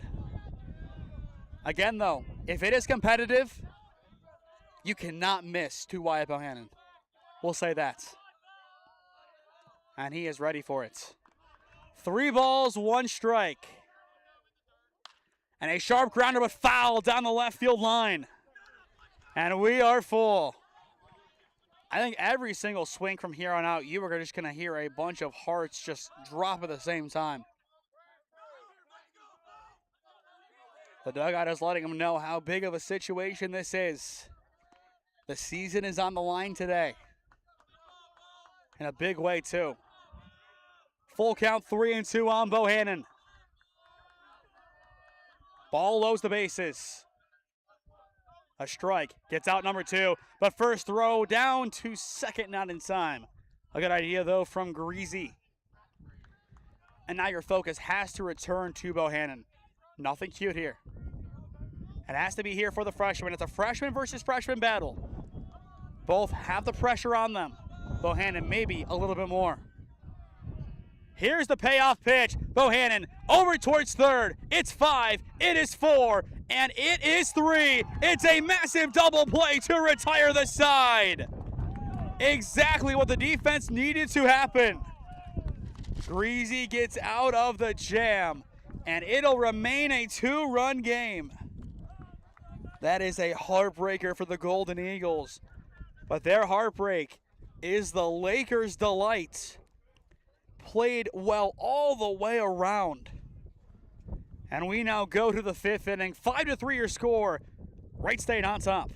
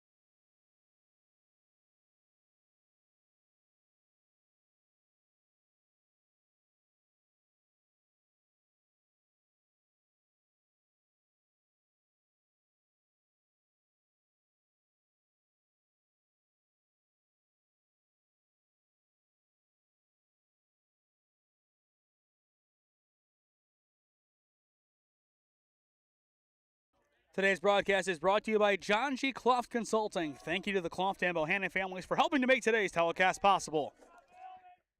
Top of 5, 5-3 your score. The Lakers up by 2 on SmeeSports as Baker's first pitch misses wide for ball 1. So far, Wright State has scored in every single half inning that they have been up to bat. 1-1-2-1. A strong offensive game, too, after a good 6-1 win in the opener. Baker's 1-0, a hard hit ball, picked up by Patchett at first. Baker will cover just in time. 1 up, 1 down, and it's yet another athletic stop from Jeremy Patchett. Kyle Bill nearly had his number again, but the senior playing for his collegiate career says not so fast. The class of 2026, they are not ready to be done yet. And it just shows again the impact of Jeremy Patchett on this program. So 1 up, 1 down as here comes Franchia, the catcher. A 2-run homer his last time up. And he will see a first pitch strike at the top of the zone. Again, that top zone has been called all day. And right now, no action in the bullpen, so this is Aiden Baker's time.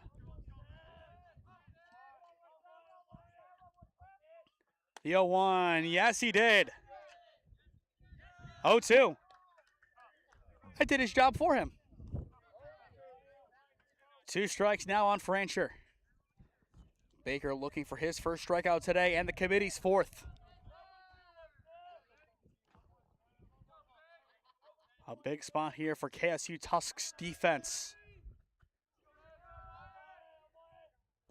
And Baker misses in the dirt.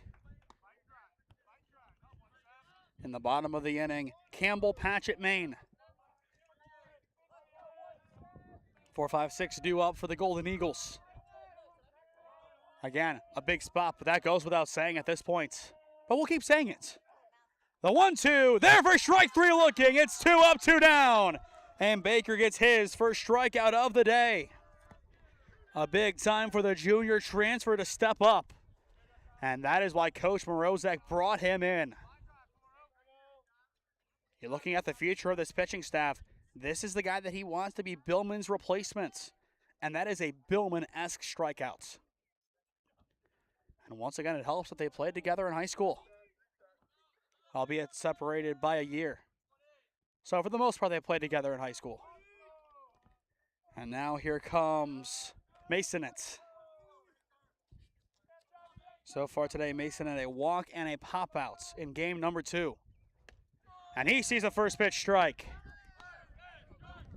And the first pitch strike comes back out as a chance. We're going to hear it until this game is done, I'm sure. And when they miss, we're going to hear it from Wright State. Baker, the 0-1, just misses low. A competitive pitch, but one definitely out of the strike zone. Once again, a win here, and KSU Tusk gives themselves a great chance to make it to the USCAA tournament. A loss and their hopes are all but gone. The 1-1, off the plate for ball 2. It just shows how important this game is, and it shows how important it is for this team to just continue on this trajectory. 9-15 and now 24 wins. A big jump every single year under Coach Morozek so far. Here's the 2-1, a shot down the left field line and foul. Count out 2-2. Masonette is on it, just couldn't straighten it out. If he keeps that one fair down the line, then that could easily be extra bases depending on where it rolls to. Again, this is turf. The ball is going to travel very well on the ground in the outfield. And it has already today on numerous occasions. Baker's 2-2, blocked by Ruther in the dirt, and we are full. If the inning were to continue, we would see Jack Jump, the second baseman, step in again. So far, 0 for 2 today. Baker to retire the side here. The payoff pitch. Behind him, it's ball 4. And I believe it did hit him either way. It's a free pass. So they will have a base runner this inning to try and bring around. Again, they are yet to have an inning today that they haven't scored in, and they do not want it to start now. If it does, it becomes advantage KSU Tusk, who has scored in the last 3 innings. The only frame that we have not seen a single run in was the bottom of the first. Every other one we have seen at least 1 run scored, or in most cases 1, except for the top of the third, which saw 2 on a home run. In other words, we have seen a lot of scoring today, just in very small sample sizes. And we already have more runs in this game than we did in all of game number 1. 7 in that game, and so far here we have 8. 1-0 the counts. And again, it skips in for ball 2. For Ruther right now, this is where you need to elevate that target. Give Baker a slightly elevated spot to try and hit. And as well, if I'm Aiden Baker, I'm thinking to myself, all right, let's play catch. That's all this is right now. Let's go and have a friendly game of catch on this beautiful May night in Conotton Valley's little complex here. And there it is, playing catch and finding the zone. But of course, in the valley, a very hilly drive on in, a part of the Appalachian Mountains. And this group in the middle of nowhere has made a name for themselves this season. Baker's 2-1 right down Broadway. Able to respond and hit the zone. From 2-0 to deuces. Once again, Campbell, Patchett, Maine, 4, 5, and 6 in the bottom of the 5th inning. One of the biggest pitches today for Aiden Baker. And he will have to do it again. Back-to-back at-bats run full. Masonette will be in motion on the delivery. 1 pitch to get out of the inning and to give your offense a chance to hit down 2. A really good opportunity for them as well. The payoff pitch, swing and a miss. The side is retired. Aiden Baker delivers for Kent State Tuscarawas. His second strikeout today is enough to avoid any damage in the top of the 5th. The first time today Wright State has been blanked. Can KSU Tusk take that and make momentum out of it? We will find out when we return to Bowerston.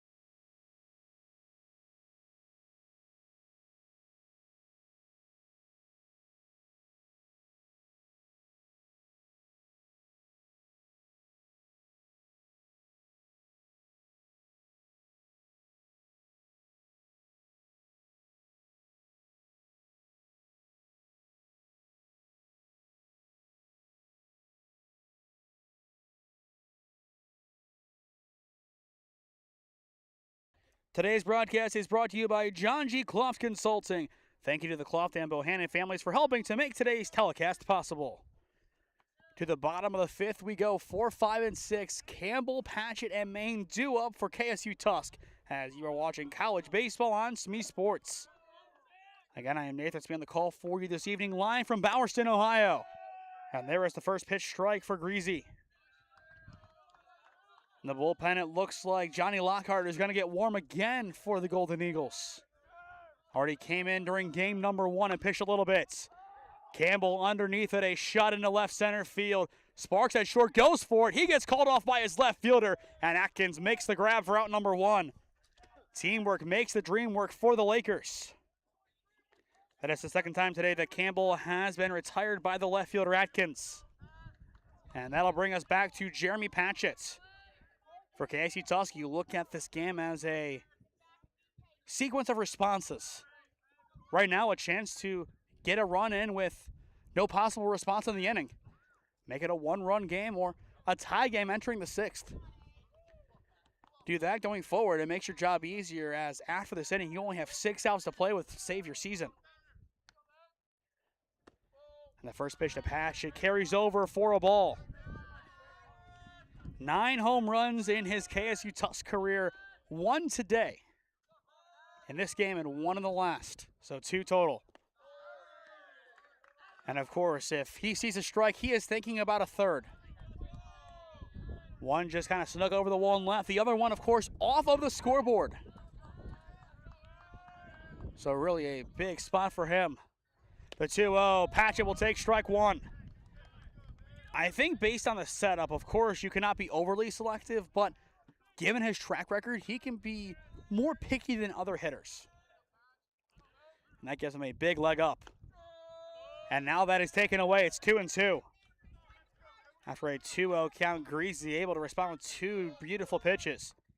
And for Patchett as well, this could be his final collegiate at-bat. Wants to leave it in style. And he will chase the high heats. 2 up, 2 down. First strikeout today for Greasy.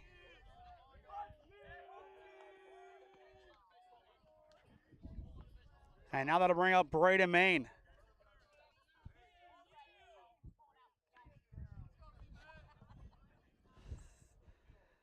The banter continues, I guess. And now here comes Braden Main as he will take ball 1 high. But 3 great responses from Greasy. And the magic number is now 7 outs. All you need is 7 and you get the upset in game number 2 as well. The 1-0 Main fouls it down the left field line. And for the Lakers, you have to score again in the 6th. If you get out of here with no damage done by the Golden Eagles, you are blessed. Again, it just shows how the setup was. The 1-1 misses high, and it is to the backstop off of the catcher's glove.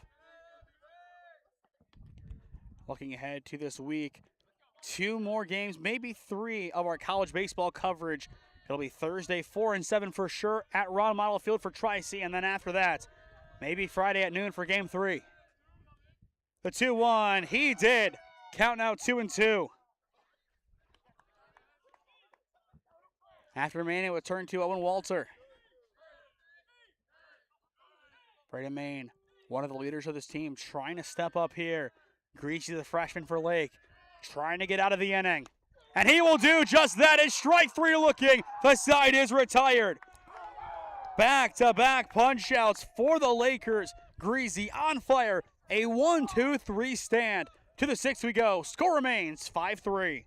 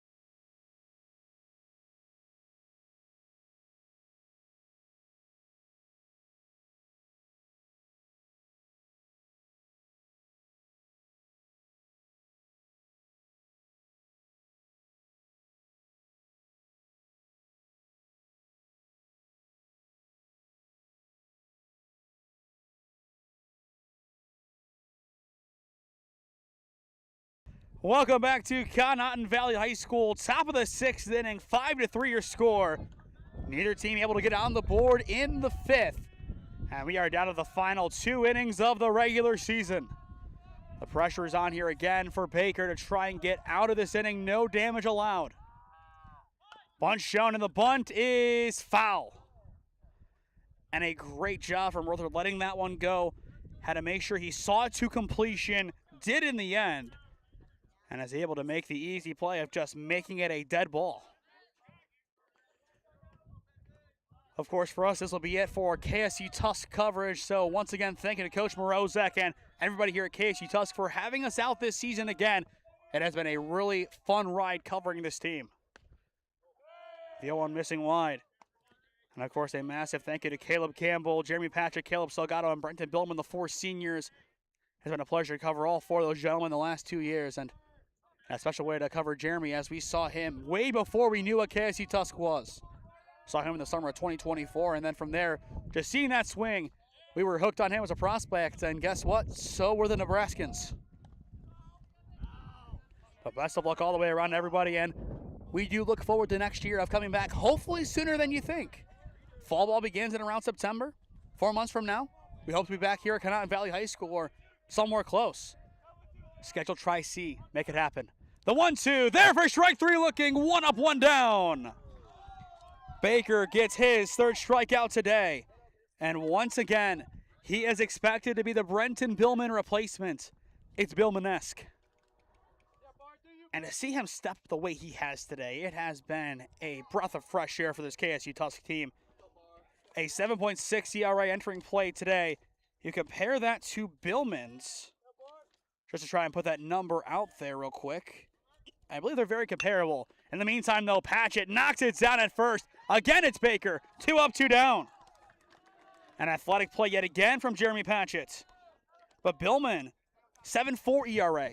So already very similar players, and today that'll help move it a little bit closer for Aiden Baker, who again, in my opinion, replaces him quite well. And of course, this is not just, oh, they both went to New Philadelphia, we're going to make a lazy comparison. No, it's not that. And it's also not the fact that they both transferred in their junior season. The way they pitch and the way they operate, they're similar, and it's very complementary. And I think that'll be enough for him to come in and fill those shoes and then some next year as a senior. That's a first pitch strike to Sparks, who already does have a home run today. A pair of RBIs, as we mentioned last time. A single and a triple away from the cycle. Maybe not enough time to get there. The 0-1. Did he go? They will appeal. No. A strong hold from Sparks. And I'm hearing an sound from the dugout. Both sides have been fun to listen to today. It's all in good fun. It's a bunch of college kids coming out here and having fun playing baseball, and that's what this is supposed to be about. Of course it's competitive. Of course there is something on the line. But let's have some fun today. And that's what these guys have done since they got here at around noon. Count now 2-1 on Sparks with Atkins in the on-deck circle for the Lakers. It has been a long day at the office for us too, but a very entertaining day too. As to see a game of this magnitude, it has been impressive, and it has been a fun ride. The 2-1 misses high for ball 3. And as well, we don't cover them, but I'm impressed from what I have seen from Wright State Lake today. They're going to be a fun team to look at going forward, and if they continue to build this way, look out for them in the next couple of years, too, in the USCAA. They'll be back. You can bet on that. The 3-1 fouled back, and we are full. Now, to be clear, I don't think you can bet on their odds, just to make that clear, but in a metaphorical sense, I would bet on the fact that they'll be back next year doing the same exact thing, if not better.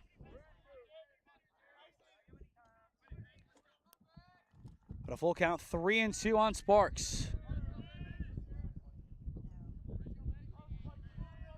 Baker to get out of the inning.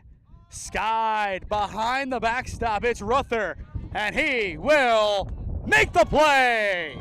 An excellent catch for Jagger Ruther, and the inning is over. The catcher ran out of room, but no matter. It is a 1-2-3 stand for KSU Tusk. Aiden Baker has kept this game within reach. To the bottom of the 6th inning we go. The score remains 5-3 Wright State.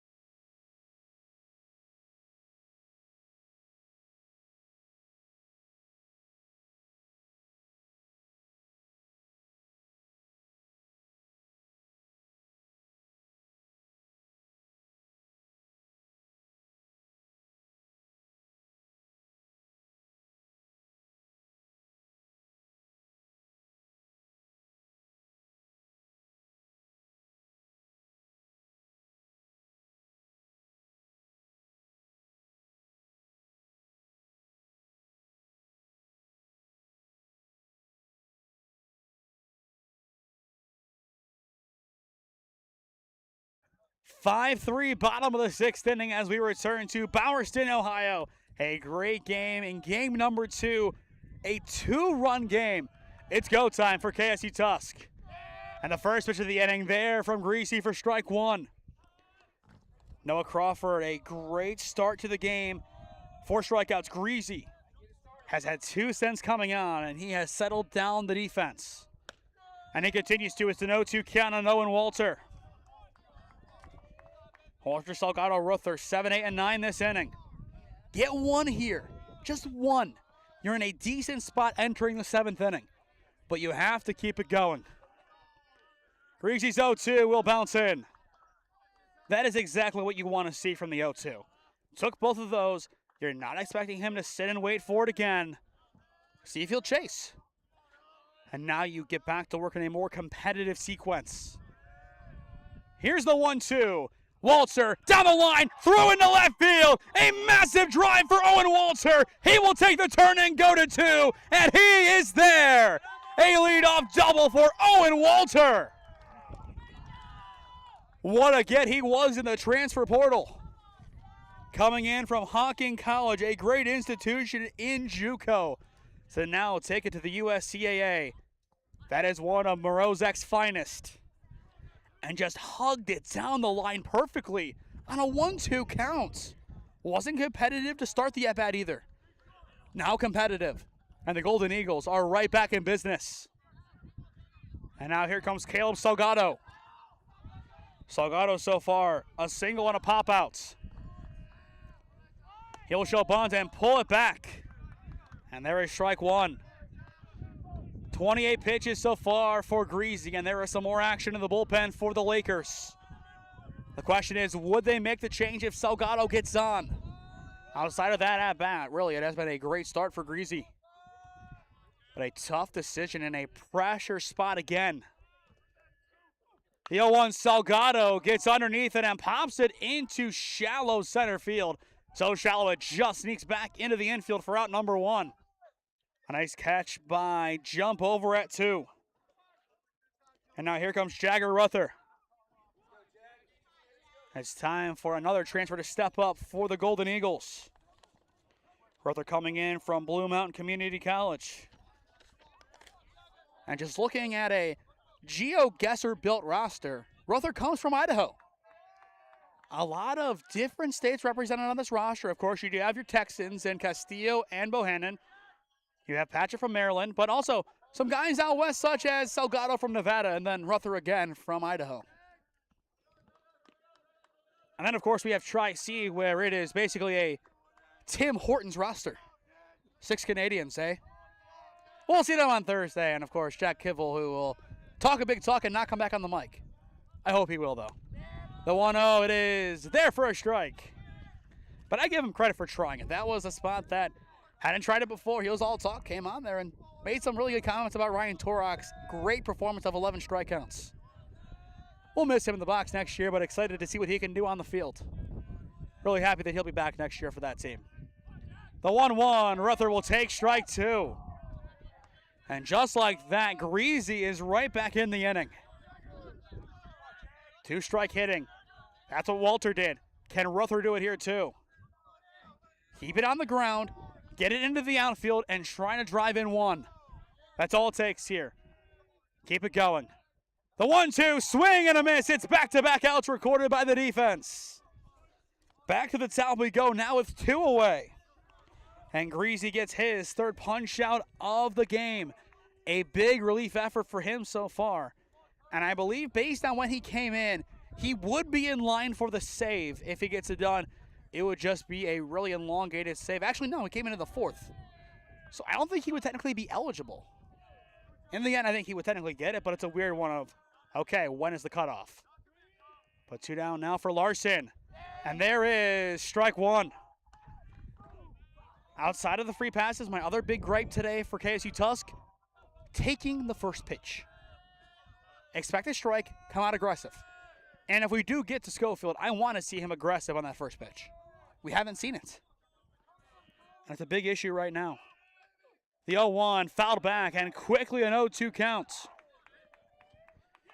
As I said, all you need is one this inning. Bring in one. You're in an okay spot entering the 7th.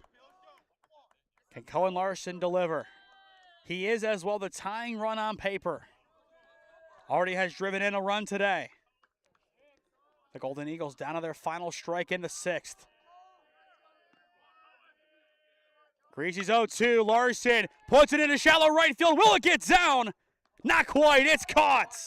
Jordan tracks it down to retire the side. It had a chance off the bat, but again, one of the strongest defenses in the USCAA shows why they are just that. To the 7th we go. The score remains 5-3.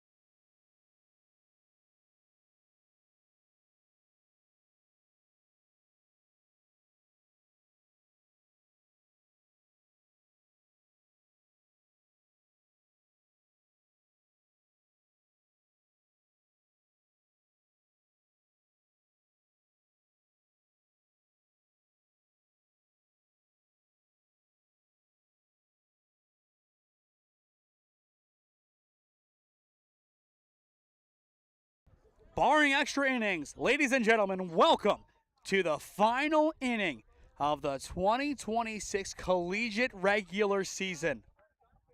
Everything comes down to this. 5-3, Wright State Lake on top, trying to extend on their lead. Aiden Baker trying to nail things down to give his offense a chance in the bottom of the 7th. And he starts in style, a first pitch strike. Going back to the bottom of the 6th inning, a great swing from Walter to get it going, but the offense behind him just didn't get it going afterwards. And it's up to Schofield, Bohannon, and Campbell, or potentially some pinch hitters to get the job done. Baker's 0-1 off the plate. But the big reason why KSU Tusks does have a chance entering the bottom of the 7th inning is Aiden Baker. He has come on and he has kept this team at bay. A really strong offense at that. He deserves all the praise in the world for today. The 1-1 skied over towards short. It's Owen Walters' ball, and it's Owen Walters' catch. 1 up, 1 down. And through that go-around, Aiden Baker, beyond the home run from Sparks, the only base runner allowed was a hard 90. It again goes back to the free passes, but a great go-around for Aiden Baker. Just has to keep it going. And now here comes Jordan. The first pitch is high for ball 1. So for Jordan so far, a single and then a grounded and fly out. But beyond that, had 3 RBIs and 2 hits in game number 1.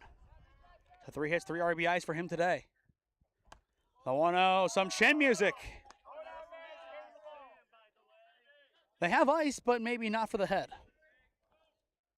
That's one of those that in a very competitive game, only some will say wear it, but that's one that you get out of the way 10 times out of 10. You'll deal with the consequences later if there are any.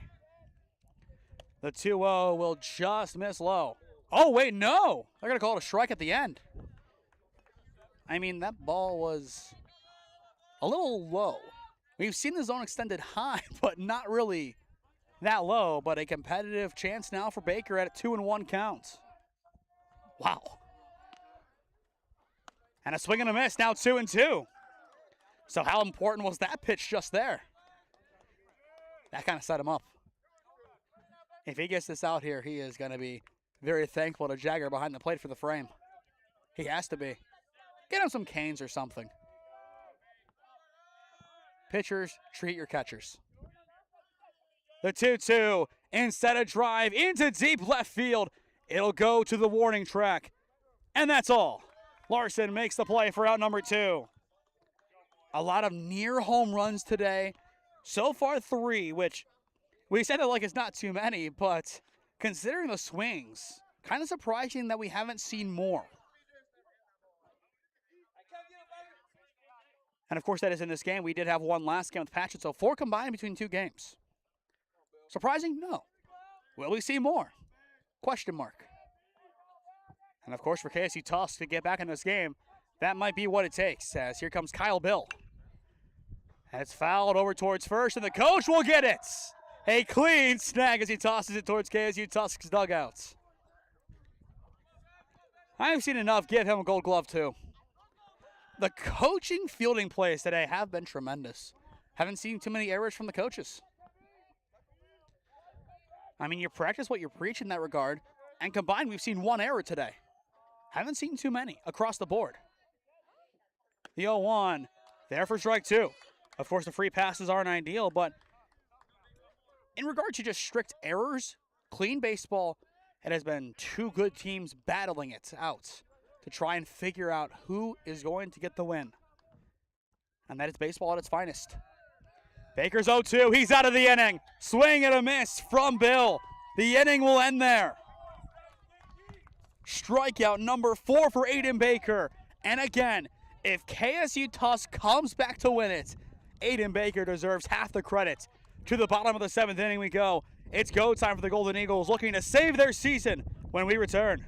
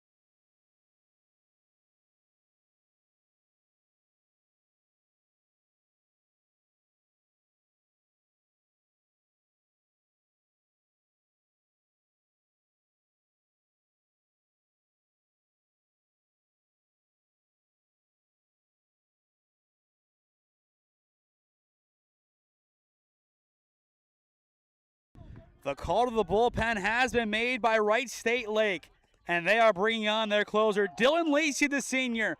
One final time in his collegiate career.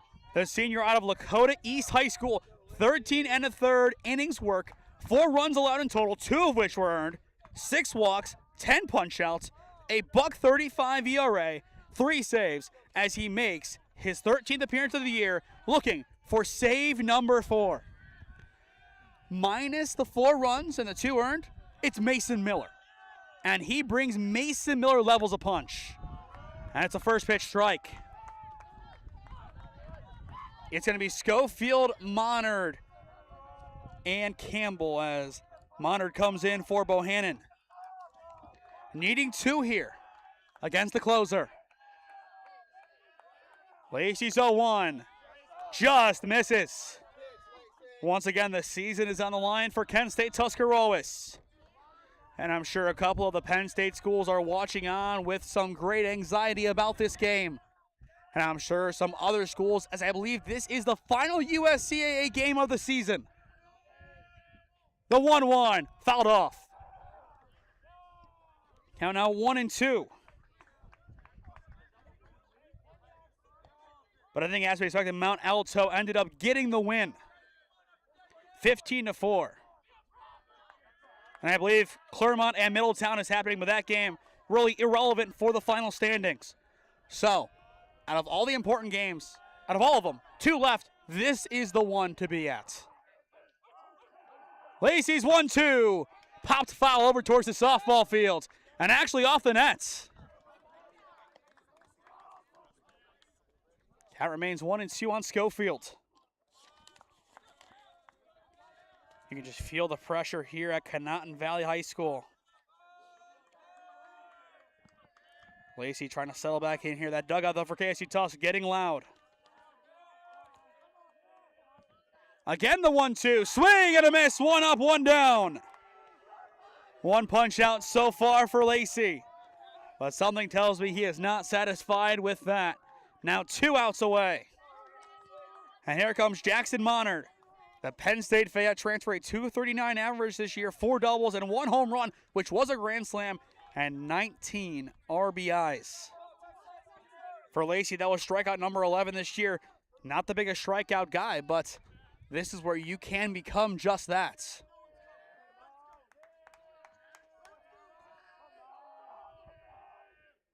First pitch to Monard is in the dirt for ball 1. And looking down to the bullpen, it's empty. It's either Lacey or nobody. Full confidence in number 9 from the Lakers. The 1-0 is in the dirt as well for ball 2. Of course, if you put him in here, you bring up the tying run. If not Campbell, with 2 down, you would see Jeremy Patchett. It's the best foot forward right now for KSU Tuscarawas. This is where you want to be if you can get the job done. The 2-0, Monard will take low in the zone for strike 1. Lacey able to settle back in and connect. And he just connected in a massive way for the Lakers. Monard back to work. 2 balls, 1 strike. Lacey sets and deals. This time, same spots. Count now 2-2. It's deuces on Monard.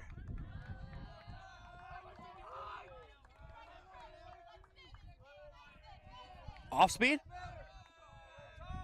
Off speed might be the name of the game here. My guess, off speed low. We'll see what Lacey brings. The 2-2, Monard fouls it off. He will live to fight another pitch. One of the biggest spots that he has been put in. The trusty DH over the past couple of weeks, getting his chance late in the season.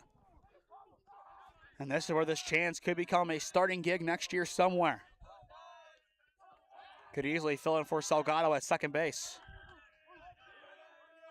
Again the 2-2, fouled away. 2 good survival swings from Jackson Monard. And we will do it again. We mentioned it during the broadcast a few weeks ago, but we did see his alma mater on the channel in Manchester. A solid baseball team that took down Minerva back on the 20th. That being of April. Still deuces on the Penn State Fayette transfer. 2-2. Lacey sets and fires. And it's ball 3. We're full. A big league take for Jackson Monard. The biggest take of the day. And now arguably the biggest pitch. Full count on Monard. Lacey trying to keep the bases clear. The payoff pitch, swing and a miss. It's back-to-back Ks for Dylan Lacey. 2 up, 2 down. And the Golden Eagles are down to their final outs. It's Caleb Campbell, one of the seniors. Then Jeremy Patchett. 1 is the setup. 1 is the tie. That's how you have to operate. And then, of course, after Patchett, it's Maine. And I'm sure Jeremy knows exactly what he has to do if he gets his chance. But first, Caleb. Way choked up on the bat here. You can expect something here of a survival swing. But that time, a first pitch strike. But based on the grip, we're all thinking the same thing. Let's poke this one out. Let's get a hit. And let's get Jeremy Patchett one final chance. He's the man of the hour. Campbell, though, a big accessory. The 0-1 bounces in and blocked. Count now even. That dugout, though, plenty of energy and plenty of hope. But it has to come now. Time locally, 6:49. So nearly 5 hours into this doubleheader. 1-1 on Campbell. And there is a late called strike. 1-2. The Golden Eagles down to their final strike of the season. Dylan Lacey looking for a tremendous end to his senior season. Lacey's 1-2. In the dirt, we will do it again. Again, you could just feel the energy here at Conotton Valley High School. One side ready to party. One side on the edge of their seats. 2-2 on Caleb Campbell. Lacey, the pitch. Grounder. It is playable over at third. And that's going to be foul. Nearly snuck it down there. So we will do it again. And Patchett will hand off the bat to his fellow senior. Yeah, and I just cannot imagine what is going through their minds right now. Everything you've worked for comes down to this. One more time, the lights are brightest. Can you step up? If not, most likely this would be the end of the line. And at this point, you would be at the mercy of the committee. Either way you are.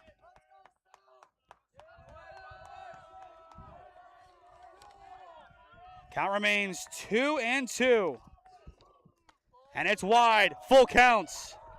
3-2 on Caleb Campbell. You can hear the parents and the fans from both sides trying to will their teams to victory today. Dylan Lacey, Caleb Campbell, senior versus senior. The payoff pitch is in the dirt for ball 4. Again, Campbell is the setup. Jeremy Patchett is the saving grace. He's done it so many times in his career. One more. That's all KSU Tusk needs to tie it up here. A big spot for Jeremy Patchett. Does he have one more magic moment in a Golden Eagle jersey in him? He is the tying run. Maine the winning in the on-deck circle. And Patchett a drive, but foul. My goodness, that was not the right pitch. You don't give that to Jeremy Patchett. But it's an 0-1 count after all. Once again, it's senior versus senior too. But Patchett is on it.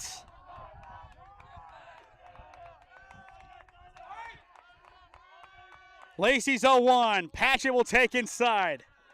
Count now even. A great crowd on hand today in Bowerston, Ohio, on the final day of the collegiate regular season. The final game and the final out potentially of the season 2. 22 pitches so far this inning, and time is called by Patchett. He wants to take a second for himself. And you cannot blame him. All eyes on number 8. And for Lake, number 9. 1-1 the count on Patchett.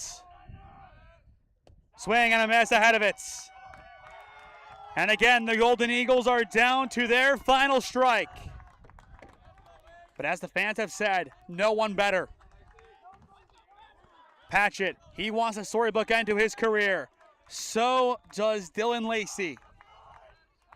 It's a battle of wills here. The 1-2, swing and a miss, and that will do it. Dylan Lacey, one final time, gets a save, his 4th of the season for the Lakers. And that is going to do it. 5-3 your final. 3 punch outs for Lacey today. And the Lakers come in and get 2 massive wins. I mean, what a performance from Wright State Lake. They get the job done, and they improve to 19-17 to close out the year. KSU Tusk 24-18. And now we'll see what transpires from here. We'll see what happens there on the line. I think waiting for them. But what a win for Wright State Lake, and here they come through the line. It's a heartbreaker, it really is, for KSU Tusk. A couple of calls didn't go their way. But overall, a season of growth for this program. 24-18. You improve on your program's best ever record by 9 wins. And overall, under Coach Morozek, you improve on it from 9 wins all the way to 24. Within 2 calendar years, you find 15 extra wins. You find program cornerstones. And you find the guys that when this team finds their way into the World Series, whether it be tomorrow, next season, or years after that, it'll be these guys. Those guys on the field now, that'll be remembered for it. And in a big way, the 4 seniors, Caleb Salgado, Caleb Campbell, Brenton Billman, and of course, Jeremy Patchett.